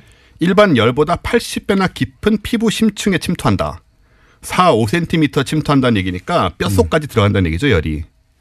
일단 얼핏 들어도 이 4, 5cm가 8에서 4, 5cm 중요한 거 아닙니까? 그러면 사람이? 이게 무슨 이렇게까지 침투해서 되겠느냐라는 생각이 들고 그래서 세균과 암세포를 죽이고 뭐 혈관과 뼈속을 치료하고 암세포를 죽여요? 암세포를 죽입니다. 그리고 세포 속 수분과 단백질 분자를 공진시켜서 뭐 세포 활동을 왕성하게 하고 신진대사가 높아지고 혈전을 불애하며 네. 체질을 산성해서 약 알칼리성으로 개선한다. 우리 전에 이 얘기했었잖아요. 이런 네. 거 없다는 거. 네, 네, 네. 근데 역시 나오고 있고 또 정신 건강에도 도움이 됩니다. 스트레스를 풀어주고 노폐물을 배설시켜주고 수분을 유지해주며 기타 등등 엄청난 효능이 있습니다. 라고 주장하고 있죠. SF적이네요, 굉장히. 굉장히 네, 전설과 신화를 듣고 있는 것 같은데 그럼 이제 원적외선이 뭔가 지난번 음이온처럼 살펴보자면 원적외선은 적외선이죠. 네. 적외선인데 이제 적외선은 아시다시피 붉은색 바깥쪽에 있는 빛이잖아요. 예, 예. 적외. 그렇죠. 예. 네, 적외선인데 네. 이 중에 이제 좀 파장이 길고 에너지가 낮은 쪽은 원적외선, 그리고 파장이 짧고 에너지가 높은 것은 근적외선이라고 하는데 네. 보통 우리가 열이라고 느끼는 게 근적외선이 대부분입니다. 네. 그러니까 굉장히 흔한 빛이에요. 사실상 모든 물체에서 다 나오고 있습니다. 그래요? 네, 우리가 주변에서 접할 수 있는 모든 물체에서 다 조금씩 나오고 있죠. 원적외선이라는. 예, 원적외선이라는 게 그래서 어떤 굉장히 특별한 물질이 아니다라는 것부터 일단 말씀을 드리고 그럼 이제 이게 과연 그런 치료 효과를 내는 것인가? 네. 당연히 제가 오늘 들고 나온 걸 보면 아니겠죠. 일단 피부 3, 4cm 안까지 투과되지 않습니다. 그냥 그럴 이거 리가 자체가- 있나요? 그러니까요. 예? 빛이 무슨 드릴이에요? 피부를 파고 들어가게? 그렇기는커녕 피부 표면 단 0.12mm, 0.2mm 내에서 모든 에너지가 사라져 버립니다. 그렇겠죠, 당연히. 네. 피부를 뚫고 들어간다는 건 피부를 태우고 들어가는 건데. 그렇습니다. 예. 차라리 근적외선이 몇 밀리미터 정도 투과되니까 차라리 낫습니다. 그래요? 우리가 흔히 얘기하는 열이 그냥 근적에서는 그냥 어디서 열이에요, 나온 열. 걸까? 그래서 이걸 이제 그러니까 근적에서는 탄다는 얘기 아니에요. 피부가 투과되는 게 아니고. 그러니까 뭐 아주 세진 않으니까 이제 열감이 느껴지는 거죠. 원적외선도 마찬가지인데 차라리 그 열감이 깊이 들어가는 게 원적외선보다 근적외선이 더 낫다. 열감이. 예, 네. 라는 것이고 아까 뭐 물속에 분자를 공진시키고 어쩌고 했잖아요. 네. 그걸 하는 것은 원적외선이 아니고 네. 마이크로파인데 마이크로파. 마이크로파는 어디 쓰냐면 전자레인지에 쓰는 거죠. 전자레인지죠. 전자레인지. 예, 만약에 원적외선이 이런 것이라면 굉장히 위험할 수 있습니다. 아니 그러면 신체가 끓을 거 아닙니까? 그러니까요. 맞으면. 예, 안에 이제 수분이 끓게 해야 되는데. 전자레인지에 손을 집어넣고 돌린다는 얘기 아니에요? 예, 그러니까요. 이거를 이제 건강에 좋겠다고 뭐 쓰고 하면 굉장히 위험한 것이고. 예. 그래서 원적외선의 효과라는 거 간단하게 얘기하면 기껏해야 몸을 조금 따뜻하게 만드는 정도. 뭐 약간 여는 기분 좋게 따뜻한 정도, 살짝 따뜻한 정도. 그렇죠. 예. 그 정도 미미한 수준인데 이게 문제는 엄청나게 과장되고 있다는 거죠. 아까 도대체 말씀하신 어디서 것처럼 출발해서 원적외선이 그렇게 좋다고? 이 원적외선하고 게르마늄, 저마늄이라고 좀 하는데 이게 다 얽혀 있는데 원래 일본에서 시작했죠 이것도. 이름은 다 일본에서 시작합니다. 그렇군요. 네. 이 게르마늄 같은 경우에는 일본의 아사히 카즈이코라는 사람이 예. 회사를 만들었어요. 이 물에 용해되는 게르마늄을 만든 다음에 이거를 파는 회사를 만들었고 이게 이제 기적의 치유제라고 스스로 광고를 시작했습니다. 기적의 치유제. 네. 과학적 근거는 전혀 없고요. 네. 1975년부터 이미 시작을 했고 이 사람은 이제 먹는 게르마늄, 바르는 화장품 게르마늄도 만들어 팔았어요. 근데 이런 것은 굉장히 위험합니다. 의약품 독성학 저널에 예. 먹었다가 뭐 죽은 사람이 수십 명이 소개되는 등 게르마늄. 먹은 경우 네. 팔찌 바른 같은 경우. 게 그렇진 않죠. 네. 바른 경우는요? 바른 경우도 이제 피부에 좋지 않습니다. 기본적으로. 예, 그런 위험한 물질인데 위험한 물질인데. 우리나라는 이걸 이제 요즘 팔찌로 많이 만들어서 쓰거든요. 목걸이나. 이게 지난번에 보니까는 올 설에 네. 가장 효자 상품이었다고 하더라고요. 아니 그런 인식이 있어요. 네. 원적외선 뭐 옥장판, 옥은 여기 똑같은 케이스는 아닌지 모르겠는데 그렇죠. 어쨌든 그런 느낌의 광고도 있지 않습니까? 게르마늄, 옥, 뭐 그 어르신들 예. 몸 쓰시고 하는데 부인 저기 뭡니까 부모님들한테 네네. 사드려야 되는 어떤 항목 가장 손쉽게 떠올릴 수 있는 게 그런 거거든요. 예. 그래서 게르마늄 침대, 게르마늄 장판 뭐 이런 거. 그렇습니다. 이게 차라리 열이 좀 나오는 것, 그러니까 뭐 전기로 열을 낸다거나 아니면 네. 조리기구는 원적외선이 조금 더 나올 수도 있습니다. 그런데 역시 원적외선 자체가 효과가 없기 때문에 조금 더 나온다고 해서 의미도 없거니와 상온에서 쓰는 반지나 팔찌나 목걸이 같은 거는 그냥 플라스틱으로 만든 거랑 똑같다고 보시면 돼요. 예. 전혀 아무 기능도 없고 아무 근거도 없다. 침대 게르마늄 성분이 얼마나 들어가서 게르마늄이라고 부르는지 모르겠지만 하여튼 네. 그런 침대 효과는 없는데 거꾸로 몸에 나쁘지는 않아요? 나쁠 건 없습니다. 먹는 게 아니기 때문에. 나쁘지는 않다고 하니 다행입니다. 근데 비싸기 때문에 이제 정신 건강에 나쁘죠. 돈은 많은 이 돈을 쓸 방송을 거 듣고 없으니까. 나면 정신건강이 나쁜 거죠. 차라리 내버려뒀어 하는 건데 기왕에 네. 산 거. 예? 이 아사히 카즈이코라는 이 게르마늄 만드신 분, 유기 게르마늄 만드신 분의 과학적 사고의 수준이 어느 정도냐면 이런 식으로 말하세요. 원자번호 32인 게르마늄의 원자는 원자번호 14인 실리콘보다 더 크다. 더 큰 원자는 더 좋고 색다른 성질을 가지고 있을 것이다. 이런 식으로 아무 근거도 없이 이런 식으로 얘기를 하는 분입니다. 제 생각에는 안과나 이런 데 가서 이제 뭐 눈치료나 이렇게 받고 네. 그때 적외선을 쏘잖아요. 네. 빨간. 네. 그걸 보고 처음에 생각했을까요? 그러니까 저온으로 이렇게 뭐랄까 뜨거우면 안 되니까 저온으로 치료라기보다 이제 뭐랄까 좀 보호해 준다고 할까? 그러니까 그 논리를 일반인이 따라가기 굉장히 어렵고요. 그 네. 상식인이 이런 어떻게 해서 이런 논리가 도출됐는지를 사실 이해하기 되게 어렵습니다. 장사 때문에 탄생한 거니까. 그렇죠. 네. 뭐 여러 가지 이렇게 이해하지 붙였긴 했지만. 말고 아니라는 것만 알자. 그렇습니다. 결론 짓자면 원적외선 거의 효과 없고 특히 반지 팔찌 필요 없다. 원정우 씨였습니다. 감사합니다. 안녕. 으로 가득 차 있습니다. 한 장짜리. 조건이 없는 계약서가 있어요. 협상이 당연히 조건이 있죠. 예. 무조건은 주인하고 노예나 있는 겁니다. 그 자체는 비판이 안 될 것 같고 제가 보기엔 트럼프 대통령하고 보수정당이 싸워야 될 상황인 것 같습니다. 뉴스 굉장히 큰 뉴스여서 좀 짚어봤고 잠시 후에 정세현 전 장관과도 얘기 나눠보겠습니다. 다음 수는요? 네, 검찰에 한 차례 구속됐다가 구속적부심으로 풀려났던 김관진 전 국방부 장관에 대한 두 번째 구속영장 청구도 법원에서 기각됐습니다. 오늘 새벽 서울중앙지법 허경호 영장전담 부장판사가 밝힌 바인데요. 허 부장판사는 종전에 영장이 청구된 사실과 별건인 본건의 범죄 사실에 대해서 다툴 여지가 있다면서 이미 진행된 수사와 수집된 증거의 내용으로 볼 때 피의자가 도망하거나 증거를 인멸할 염려를 인정하기 어렵다라고 밝혔습니다. 김관진 전 장관이 전 안보실장이 기각됐다. 예. 네, 두 번째는 아니고요. 정확히는 첫 번째 영장은 나왔었는데 구속적부심으로 나왔고요. 이번에 또 두 번째 영장은 또 그렇죠. 기각됐습니다. 세 번째 영장 청구가 들어갈 것 같다. 저는 그렇게 생각이 듭니다. 네, 검찰이 현재 반발하고 있는 중입니다. 자, 그렇고요. 다음은요. 네, 관련된 뉴스가 하나 더 있는데요. 이명박 정부 시절에 기무사가 대통령 비난 댓글을 단 민간인 누리꾼 정보를 불법으로 수집하고 신원을 파악했다라고요. 어제 KBS가 보도했습니다. 이에는 민간 포털 사업자도 동원됐다라고 하는데요. 이 모든 내용들은요. 또 기무사 문건에 나와 있다고 합니다. 이게 이제 그 뭐 정치인이나 유명인이나 연예인이나 소위 이제 대중 영향력이 있는 인사뿐만 아니라 그 개인을 상대로 한 거거든요. 예, 그렇죠. 군의 보안방첩부대가 민간인을 상대로 한 겁니다. 예, 진짜 국민하고 싸운 거예요. 예, 그런 내용이 나오고 있는 와중이고 워낙 뉴스가 커서 이 사안이 잘 안 다뤄지고 있는데 묻히고 있는데 이 반역이죠, 반역. 예. 네, 군의 김관진 장관 시절이고요. 예. 또 기무사가 청와대에 이 내용을 그대로 보고했다고 기무사 문건에 쓰여 있습니다. 그런데 이제 김관진 전 장관이 이걸 축소했다라는 의혹에 대해 혐의에 대해서 영장을 기각했는데 이 사안은 잠시 후에 이정열 판사님이 오늘 할 얘기가 많네요. 예. 나올 테니까 잠깐 또 그때 어디가 하기로 하고요. 오늘 새벽에 일찍 일어났더니 잠이 모자라가지고 안 그래도 바람이 새는데 말도 떠듬네요. 다음 뉴스는요. 네, 검찰이 이명박 전 대통령에게 14일 오전 9시 반에 검찰에 나와서 조사받으라고요. 정식 통보했습니다. 검찰 관계자는 지난해 파면 신분이었던 박근혜 전 대통령 때보다 이틀 더 긴 8일을 줬다라고 하면서요. 전직 대통령에 대한 예우를 하고 있다라고 밝혔고요. 또 혐의 입증에 대해서는 자신감을 보이면서 여러 차례 소환할 필요도 없다라고도 밝혔습니다. 다음 주 수요일이군요. 예.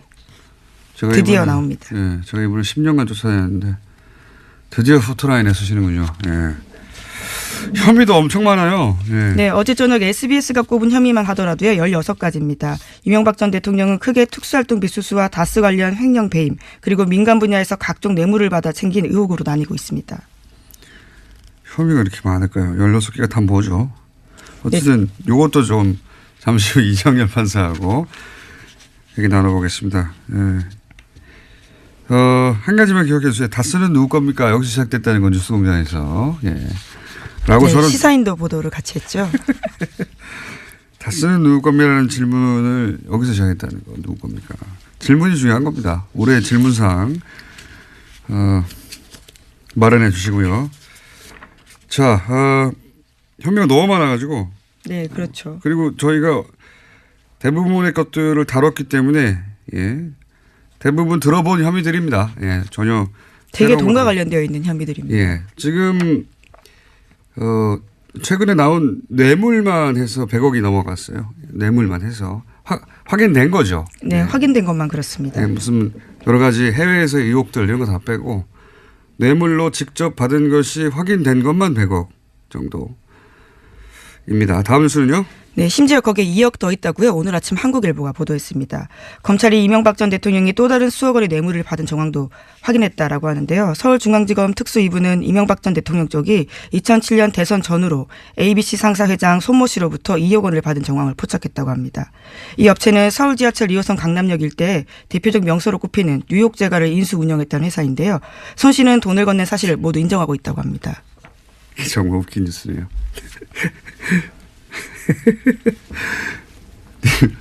빵집 아닙니까? 굉장히 빵집. 유명한 빵집이었죠. 유명한 빵집이 예를 들어서 대기업 체인점도 아니잖아요. 예. 재벌들한테 받았다는 게 아니고 물론 유명한 빵집이지만 강남역에 지금도 있나요? 전통적인 오래된 약속 장소 대명사였죠. 그렇죠. 여기에. 강남역 뉴욕 제과는 만남의 장소입니다. 지금은 없다고 하네요. 저희 PD가. 지금은 없는데 굉장히 유명한 빵집이잖아요. 전국에 체인으로 다 있는 것도 아니고 그냥 큰 빵집 아닙니까? 여기서 무슨 뇌물을 또 받았어요. 예, 돈을 건넸다고 인정한 손 씨는요. 이명박 전 대통령 재임 기간에 민주평화통일자문회의 서울시 부의장이 임명됐다라고 합니다. 그 대가가 아닌가 하고 검찰을 의심하고 있다고 하는데요. 민통은 이게 무보수인데 왜 거기에 돈을 주고 갔을까요? 또 거기다가요. 부의장이 임명된 뒤에는 국민훈장 모란장을 받았다라고도 하는데요. 여러 가지 대가성이 있지 않았냐라고 의심하고 있는 상황이라고 합니다. 아니 이 자리가 가서 돈 버는 자리가 아니라고요. 네, 지형유지라는 점을 가시할 수 있는 자리라고 하는데요. 또 그러한 소위 스펙을 통해서 정치권에 진출할 수도 있고 다양한 의미로 쓰일 수 있는 자리죠. 민주평통이 이게 명예직 자리거든요. 예. 그것도 웃기지만 이 빵집에서 돈을 받는다는 게 너무 웃기네요. 빵집에서도 2억을 받았는데 다른 곳에는 안 받았겠습니까? 제가 말씀드렸죠. 이분은 공과 사가 분명하다고. 예. 친한 건 친한 거고 마음은 돈으로 표현해야 되는 겁니다. 다. 정말 빵집이 나올 줄이야. 자, 다음은요. 네, 이건희 삼성전자 회장 차명 주식 관련된 소식도 계속해서 전해드리겠습니다. 오늘 아침 한겨레 신문 보도인데요. 금융당국이 이건희 회장의 본인의 차명 계좌에 보유하고 있던 계열사 주식을 처분하는 과정에서 지분 공시를 제때 하지 않았거나 누락했다는 혐의를 포착하고 조사에 들어갔다라고 합니다. 아, 이제야 하는 거군요. 예. 이거 뭐 10년 전에 했어야 될 내용인데 지금 조사하면 뭐합니까 이제. 네, 어쨌거나 조사 결과에 따라서 이 회장이 수억 원대 과징금을 부과받거나 수사기관에 고발될 수는 있다라고 하는데요. 현재 이 회장은 병상에 누워있는 상태입니다. 이건희 회장을 고발하는 게 무슨 의미가 있어요 지금. 예. 그리고 어제 뭐 대략 30억 정도의 과징금 얘기됐잖아요. 아니 그때 차명으로 그때 확인된 것만도 사조가 넘는데 예. 금융당국이 이것을 조사하는 게 아니라 금융당국을 조사해야 돼요. 이때까지 뭐 했냐고. 삼성과 관련해서는 정말 기적 같은 일들이 벌어지는 건 기적. 네. 다른 모두에게는 적용되지 않는 기적이 삼성에게만 적용이 돼요. 예. 이제 조사했다. 예. 그리고 예, 금융당국 들어간다라는 예, 거고요. 그렇죠. 금융당국이 이 회장의 뭐 자금의 수상한 흐름을 포착했다. 뭐 무슨 의미가 있습니까? 이건 회장을 지금 고소고발 해봐야. 자, 여기까지 하겠습니다. 시사인의 김은지였습니다. 감사합니다. 모두에게 충격을 안긴 사건이죠. 안희정 전 지사 사건. 이제는 이제 형사적인 관점에서 이 사안이 어떻게 진행될 것인가 이야기가 많습니다. 법인 동안의 이정열 전 판사님 나오셨습니다. 네. 안녕하십니까. 저희가 이제 정치적 권력형 비리에 대해서만 항상 다루다가 근데 이건 권력형이기 때문에 그렇죠. 예. 역시 다뤄야 될 사건이 됐습니다. 워낙 주목도도 크고요. 예. 자, 제가 어제 이제 잘 모르는 짧은 그러나 이 사법기관이라든가 이런 데를 많이 들락거리는 사람으로서 이것은 업무상 위력에 의한 간음 정도로 형법으로는 다뤄지지 않겠냐. 이 정도 얘기했습니다. 예. 정치적으로는 뭐 도덕적으로는 윤리적으로는 이제 끝난 사건이에요. 사건 자체는. 이제 앞으로 남아서 진행될 이야기들은 그러면 민사적으로 형사적으로 뭐 이런 얘기가 나올 텐데 우선 이게 맞습니까? 현재 주어질 수 있는 혐의가 업무상 위력에 의한 간음? 그렇죠. 공장장님께서 정확하게 항상 말씀하시잖아요. 그러니까 비교적 그렇습니다. 네. 저는 아주 그러신 것 같습니다. 그렇죠. 아주 정확하게. 예, 발음만 빼고 대부분 정합니다. 예. 그 언론에서나 뭐 일부 어디서 이제 위계에 의한 것이 이제 중점이다라는 식으로 얘기는 나오는데, 그러니까 위력, 위계 이게 다 어려운 한자말이어서. 그렇죠. 예, 뭐 간단하게 그냥 말씀드리자면 위력은 일종의 좀 겁을 주는 협박이랑 비슷한 개념이라고 생각하시면 되고, 그다음 위계는 속이는 거예요. 사기친다라고 하는 개념이면은 뭐 거의 비슷합니다. 예, 그러니까 그렇군요. 지금 위계에 의한 간음이 없는 건 아닌 것 같은데, 근데 그때 이 비서분께서 인터뷰를 하실 때 주된 내용은 결국 자기는 그냥 일개 비서고 상대방은 지사고. 그러니까 그러니까 지위 차이도 있고 권력의 차이도 있으니까 자기가 거부할 수 없었다라고 하는, 그러니까 자기가 속았다는 개념보다는 어떤 겁을 먹었다라고 하는, 저항할 수 없었다는 그런 개념이었었거든요. 지금 이제 그 소위 미투의 본질 혹은 전형적인 케이스. 그렇죠. 구조적으로는 그렇습니다. 네. 이제 거부할 수 없는 상대가 압도적으로 큰 권력, 지위 또는 자기한테 불이익을 줄 수 있는 뭐 상사나 해당되는 거죠. 그렇죠. 예, 그러니까 오히려 위계에 의한 간음이나 추행으로 간다는 거는 이 미투 운동의 본질과 다르게 보자는 거니까 네. 오히려 그런 거는 물론 속내는 그렇지 않을 수도 있겠지만 좀 경계해야 되는 거죠. 오히려 이건 업무상 위력에 의한 간음이나 추행이 맞습니다. 그러니까요. 지금은 권력자, 정치인과 그 수행 비서의 관계였기 때문에 이 둘 사이에 발생한 일이고, 그래서 저는 이제 위력이라고 봤어요. 네. 법조인은 아니지만. 정확하시다니까요. 네. 제가 좋아할 일은 아닌 것 같습니다만 어쨌든 그런 상태인데 여기서 한번 이제 따져보겠습니다. 네. 제가 우리 이제 용어들 막 혼동해 쓰는데 뭐 간도 있고 네. 간음이란 다 뭐 좋은 단어는 아닙니다만 네. 있고 뭐 추행도 있고 뭐 여러 가지 다양한 놈이 등장하잖아요. 성폭행도 있고 네. 법률적으로 이게 구분이 됩니까? 법률적으로는 성폭행이라는 용어는 안 쓰고 성폭력이라는 용어가 있는데요. 네. 성폭력이라는 용어 안에 포섭되는 게 법적으로는 강간하고 추행이 있습니다. 강간과 추행. 예, 그러니까 이제 우리 우리 보도상으로는 언론상으로는 이제 이게 좀 너무 단어가 강한 그 느낌을 가지고 있으니까 네, 강하죠, 맞아요. 성폭행, 성추행 이렇게 좀 순화해서 표현을 하자라고 하는데 성폭행은 강간과 같은 개념이고 그렇죠. 성추행은 그야말로 추행이고요. 강제추행과 같은 개념인데 이 차이는 그겁니다. 법정 용어니까 성교행위가 있었느냐 아니냐에 따라 달라집니다. 성교행위가 있었으면 그러면 간음행위, 강간행위가 되고 없었으면 이제 추행이 되는 거고요. 네. 저희가 대부분 사회사건에 나오는 이야기라 네. 사회부에서 다룰 내용이라 저희는 다룬 적이 없는 영역이긴 한데 이건 어쨌든 정치인이 연루됐기 때문에 예, 그렇습니다. 자, 그러면 아까도 말씀드렸지만 정치적으로 도덕적으로 윤리적으로는 끝난 사안입니다. 네. 대중들의 판단도 끝났고 그런데 이런 얘기를 했어요. 처음에 비서실에서의 첫 반응이었던 것 같은데 합의에 의한 관계였다 이렇게 얘기를 했습니다. 네. 비서실이 이 정도의 사안을 자기들 마음대로 하진 않았을 테니까 자기들 뭐 전후 상황 파악하고 대응한 거겠죠. 1차 반응이었던 것 같고. 근데 그 안 전 지사 본인은 사퇴, 뭐 정치 중단 이런 거 얘기하면서 그 비서실 입장에 대해서 잘못됐다고 표현했어요. 잘못됐다. 네. 이게 본인에게는 직접 확인이 전혀 안 되고 있기 때문에 예. 그 주변에 이제 연락해서 저도 좀 취재를 해봤어요. 어떤 의미냐 이거에. 네.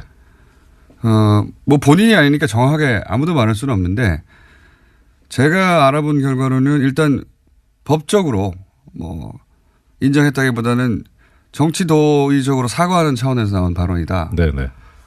는 정도로 이제 1차적으로는 제가 이해를 했는데 이게 뭐 정치적으로나 윤리적으로는 쟁점이 될 수 없는 대목인데 법률적으로는 쟁점이 될 수 있는 대목 아닙니까? 본인이 성폭행을 인정했다는 거하고 예. 그것이 합의에 의한 관계를 주장하는 거하고는 완전히 다른 얘기 아닙니까? 그건 다르죠. 네. 네. 그러니까 정치적 수사 일종의 그렇게 파악하신 또 이 공정장님의 견해가 탁월하신 정확한. 그러니까 이게 지금 뭐냐면 네. 일부 얘기가 나오는 게 이게 자백 아니냐. 네. 그런데 자백은 원칙적으로 수사기관이나 내지는 재판기관에 대해서 해야 되는 게 자백이에요. 법적으로는. 네. 이게 법률적으로 자백의 효과가 있습니까? 없습니다. 다만 네. 예. 네. 그러니까 요건이 두 개가 있는데 하나는 수사기관이나 재판기관에 대해서 해야 된다는 그런 요건이 있고 또 하나는 뭐 자기의 어떤 생각이나 이야기를 다른 글이나 서면으로 나타낸 것도 그런 것도 나중에 자백의 효과가 있는 부분도 있긴 한데 그게 자백의 효과가 있으려면 대체로 범죄 사실과 유사한 어느 정도 근접한 정도의 사실관계가 나타나 있어야 됩니다. 전후 사실관계를 적시하고 이거에 예. 대해서 내가 인정한다. 그렇죠. 그러니까 지금 이 얘기는 뭐냐면 비서실에서 합의에 의한 관계라고 했는데 그건 잘못됐다라고 하는 거는 뒤집어서 표현하면 합의가 없었다는 얘기 정도는 되잖아요. 네. 그러니까 합의가 없었고 어떤 강제력이 있었구나라고 하는 일종의 정황 증거로서는 효력이 되지만 이거 완전 성폭행이네. 뭐 완전 인정했네. 이렇게 자백으로까지 볼 수는 없는 거죠. 법률적 자백으로는 아니다. 네. 왜냐하면 지금은 정치적인 어떤 효과나 정치적 파장 정도만 논의되는데 그게 머지않아 이제 직접 고소가 이루어졌지 않습니까? 네. 예. 이게 머지않아 후터라인에 서게 돼 있어요. 당연히 원하든 원하지 않든. 그러면 그 다음 공방은 법적인 공방 아닙니까? 그렇죠. 예. 그때까지 계속해서 이런 이야기들이 따라갈 텐데 이런 현재 법률적인 부분에서 이게 쟁점이 될 수 있냐 저는 궁금했었고. 예. 예. 저도 뭐 보기에 뭐 공장장님 생각을 따라가는 것이긴 합니다만 예. 상당히 좀 고도의 어떤 생각이 있었다고 드는 게 예. 그러니까 어차피 이게 합의에 의한 관계라고 해도 예. 본인으로서는 이제 불륜인 셈이 되니까 정치적으로는 끝난 건 도덕적, 그러니까, 예. 윤리적, 정치적으로는 이렇게 하나 저렇게 하나 끝난 그렇죠. 건 똑같아요. 그러니까 예. 굳이 지금 이 타이밍에서 법적인 걸 다투려고 나설 필요는 없지 않았을까. 그런 정신은 없었을 거라고 봅니다. 그런 계산과 정신이 있었던 상황은 아닌 것 같고 그냥 다 끝났다. 예, 다 그렇죠. 끝났는데 뭘 세세하게 구분하느냐 이 정도의 상황이었던 것 같긴 한데 제가 이제 좀 취재를 해보니까 그렇긴 한데 그런데 이게 법률적으로 어떻게 되느냐 그건 이해했고요. 법률적으로 자백으로까지 받아들이지 않는다. 네. 자 이제 이게 개인들의 차원으로 넘어가 보죠. 개인들 이 뭐 위력이나 위계 그러니까 네. 소위 직장 내에서의 상하 관계라든가 네. 뭐 지금 또 국회에서 또 그 보좌관 비서관하고 의원 간의 관계에서 나오고 이 상하 관계는 사실 모든 조직에 다 있잖아요. 그렇죠. 예. 네. 뭘 주의해야 됩니까? 사실은 그 남성 일반 그러니까 정치판에 있던 아니면 예. 어느 판에 있던 이게 여야를 떠나서 사실은 이게 남성 일반한테 그 경각심을 주고 나 스스로 주의하게 하지 않은 지가 오래됐어요. 그때 뭐라고 그랬냐면 나중에 보니까 주한미군 주둔이 동아시아의 이제 권력 균형, 세력 균형 안정에 기여하는 것 같다.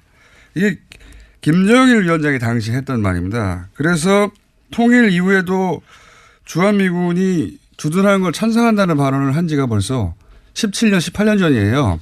예. 그런데 이번에 이제 그 아들 김정은 노동당 위원장이 이렇게 말을 한 거죠. 한미훈련 해라. 한마디로 말하면. 네, 정용 실장도 우리의 처지를 설명했다고 하는데요. 현실적으로 불가능하다라는 이야기를 했는데 이미 우리 입장에 대해서는 보고받고 알고 있고 부연 설명할 필요가 없었다라고도 했습니다. 한미 군사훈련도 큰 걸림돌이고 그보다 더 큰 걸림돌은 이제 비핵화 관련된 발언 등이었는데 이렇게 되면 미국이 만나지 않겠다고 할 이유가 없는 거란 말이죠. 예. 예상했던 큰 걸림돌들이 다 없어진 거예요. 그러다 보니까 굉장히 획기적이죠. 대단한 대반전인데 트럼프 대통령이 여기서 그래서 반응을 바로 했어요. 네, 실시간으로 트위터에 또 글을 남겼었는데요. 이와 관련해서는 수년 만에 처음으로 진지한 노력이 모든 관련 당사자들에 의해서 펼쳐지고 있다면서 이것을 전 세계가 주시하고 있다라고 하면서 북한과의 가능성 있는 진전, 대화에 있어서 가능성 있는 진전이 이루어지고 있다라고 반응했습니다. 이런 말도 했어요. 북한의 비핵화되지 않은 진전성이 있다. 이거 어떡합니까 자유한국당. 제가 보기엔 자유한국당은 이제 타겟을 트럼프로 잡아야 됩니다.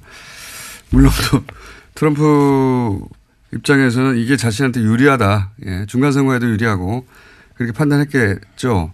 제가 작년부터 주기차게 주장하는 게 그거 아닙니까. 트럼프가 노벨 평화상을 받도록 해주자. 받도록 해주고 우리는 평화를 가져가자. 예. 생각해보면 그 중동 문제 클린턴, 라빈, 아라파트. 그렇죠. 세 사람이 그 팔레스타인 문제에 큰 진보를 이루면서 노벨 평화상을 3자 공동으로 수상을 했어요. 상상이지만, 예. 이 문제가 잘 풀리면 정말 이상한 조합 아닙니까? 김정은, 문재인, 트럼프. 3인의 공동 수상도 가능한데 다 필요 없다. 트럼프 가져가라. 그거 가져가고 남북 문제가 여기서 해결 됐으면 좋겠는데. 네, 의미 있는 발언들 여러 가지로 또 쏟아냈는데요. 오늘 아침 새벽에 나온 뉴스를 보면 트럼프 대통령이 스웨덴 총리와 정상회담 가지기 전에 기자들과 만나서 북한의 태도에 대해서 또 긍정적으로 평가했다라고 합니다.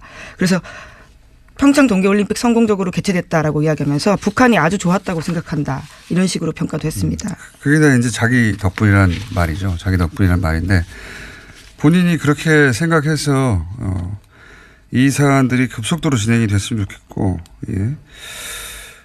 그리고 이 방북했던 대북 특사단이 고스란히 이제 정의용 안보실장하고 서훈 국정원장이 바로 미국으로 간다는 거 아닙니까? 예, 내일 미국으로 방문해서요. 트럼프 행정부에 대해서 이번 방북 성과를 설명할 방침이라고 합니다. 또 곧 이어서 중국과 러시아, 일본에도 이번 협의 내용을 전하고 협조를 요청할 계획입니다. 그러니까 이 특사단이 예, 뺑뺑뺑 돌고 오는 거예요. 다 뺑뺑뺑 돌고 오고 관련해서 저도 뉴스 보고 나서 이제 외신들 쭉 뒤져봤는데 굉장히 크게 보도합니다. 외신들이. 당연하겠죠. 지금 트럼프와 북한 간의 긴장 관계에 대해서는 엄청나게 전 세계적 보도가 있었으니까. 네, 지난해 9월에도 저희도 굉장히 많이 말씀드렸었는데요. 그때에 비하면 정말 중대한 반전입니다. 그래서 뭐 르몽드도 탑 기사고 웬만한 외신들은 다 탑 기사예요. 예, 미국 언론도 다 보도하고 있죠 지금. 네. 네, 뉴욕타임스는 이렇게 보도하고 있는데요. 북한과의 관계를 개선하려는 문재인 대통령의 노력이 중대한 이정표를 세웠다라고 했습니다. 또 CNN도요. 북한이 불과 몇 달 전만 해도 미국을 쓸어버리겠다고 선언했었는데 그것을 고려하면 놀랄만한 발표다라고 했습니다. 중대한 반전, 놀랄만한 발표, 중대한 변화 뭐 그렇게 생각하지 않을 수 없죠. 반기지 않는 나라가 딱 한 나라 있어요. 일본이에요. 네, 재팬 패싱까지 우려하는 분위기가 감지되고 있다고요. 오늘 아침 한국일보가 전하고 있습니다. 그러니까요. 전 세계에서 이제 놀랍다 혹은 반갑다인데 일본은 당혹스럽다예요. 예. 당혹스럽다. 네, 관방장관이 직접 밝힌 이야기이기도 한데요. 대화를 위한 대화는 지금까지 전혀 의미가 없었다라면서 기존의 입장을 재확인했다라고 합니다. 일본만 싫어하는 뉴스입니다. 현재. 사실은 한반도 정세가 불안한 것이 아베 정권에 큰 도움이 되어 왔거든요. 현재까지. 그런데 이제 자기들 없이 전 세계가 반기고 북한 문제가 급속도로 진전이 되고 그럼 아베 정권의 지렛대 하나가 큰 지렛대 하나가 사라지는 거기 때문에 반갑지 않은 게 확실하고 게다가 이런 큰 국제적 이슈가 돌아가는데 일본이 빠졌잖아요. 예, 전혀 끼지 못하고 있다 보니까 재팬 패싱이라는 이야기가 한 2주 전쯤에 저도 하는 것 같은데 나오고 있고 예, 굉장히 큰 뉴스입니다. 예, 그리고 자유한국당에서는 이제 그렇게 문제 제기를 하죠. 조건부 합의에 불과하지 않느냐 뭐 이런 비판도 있더라고요. 네, 오히려 핵보유국 지위를 인정했다라는 식의 주장도 펼치고 있습니다. 그거는 말이 안 되는 것 같고요. 예. 조건부에 불과하다는 이야기는 이게 월세 계약서도 구석구석 조건도. 안녕하세요. 김호준입니다. 대북 특사단이 6줄의 남북 합의 결과를 발표했습니다. 4월 말 남북 정상회담, 문재인, 김정은 한라인, 비핵화 의사표명, 북미 대화 용의, 그리고 남측 공연단의 평양 초청. 하나같이 기대 이상의 성과입니다만 특히 한반도 비핵화는 선대의 유언이라고 밝힌 대목이 중요합니다. 비핵화 없는 항구적 평화체제는 불가능하죠. 한반도는 75년째 정전 상태입니다. 전쟁을 일시적으로 멈춘 상태. 전쟁이 끝났다는 선언을 무려 75년 동안이나 유예하고 있는 거죠. 미국이 그 긴 세월 동안 평화협정을 처결해 주지 않고 있습니다. 올림픽 예술의 단일팀, 한반도기, 동시입장, 응원단, 공연단, 그리고 이번에 합의된 남북 정상회담, 한라인, 그리고 북미 대화 모두 이 한반도 평화체제를 향한 중간 과정일 뿐입니다. 그동안 기회가 전혀 없었던 건 아니죠. 2번의 정상회담이 있었습니다. 이번이 정말 어렵게 찾아온 3번째 기회죠. 이 3번째 기회는 절대 놓치지 말자. 이 기회를 방해하는 자는 결코 용서하지 말자. 김어준 생각이었습니다.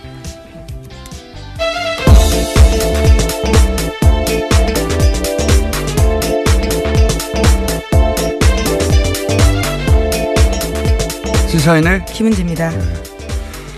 이렇게까지 획기적인 뉴스가 나올 줄 몰랐어요. 네, 그렇죠. 전 세계가 주목하고 있는 상황입니다. 잘해보자 이 정도 수준일 줄 알았는데 그게 아니에요. 예, 네. 대북 특사단이 가지고 온 보따리가 어마어마한데요. 예. 일단 그 뉴스를 짚어주십시오. 네, 가장 큰 뉴스는 문재인 대통령과 김정은 북한 노동당 위원장이 오는 4월 말에 판문점에서 제3차 남북 정상회담을 열기로 했습니다. 또 북한은 한반도 비핵화와 북미 대화 의지를 분명하게 하고 대화가 지속되는 동안에는 추가 핵실험이나 탄도미사일 시험 발사를 하지 않겠다라고 약속했습니다.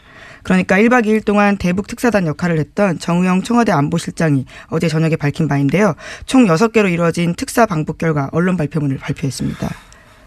이게 요즘 하도 뉴스도 많고, 예.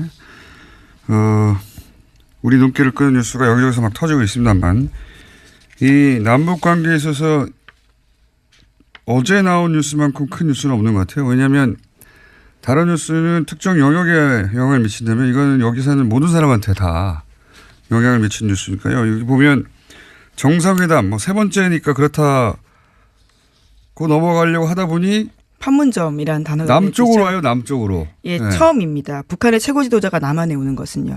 그러니까요. 지금 김일성, 김정은, 김정일 시대에 이래 75년 만에 처음으로 내려오는 거군요. 예, 남쪽에 판문점에서 한다. 그리고 뭐 한 라인이 있긴 있었어요. 근데 지금 이 한 라인은 문재인, 김정은 다이렉트 라인이에요.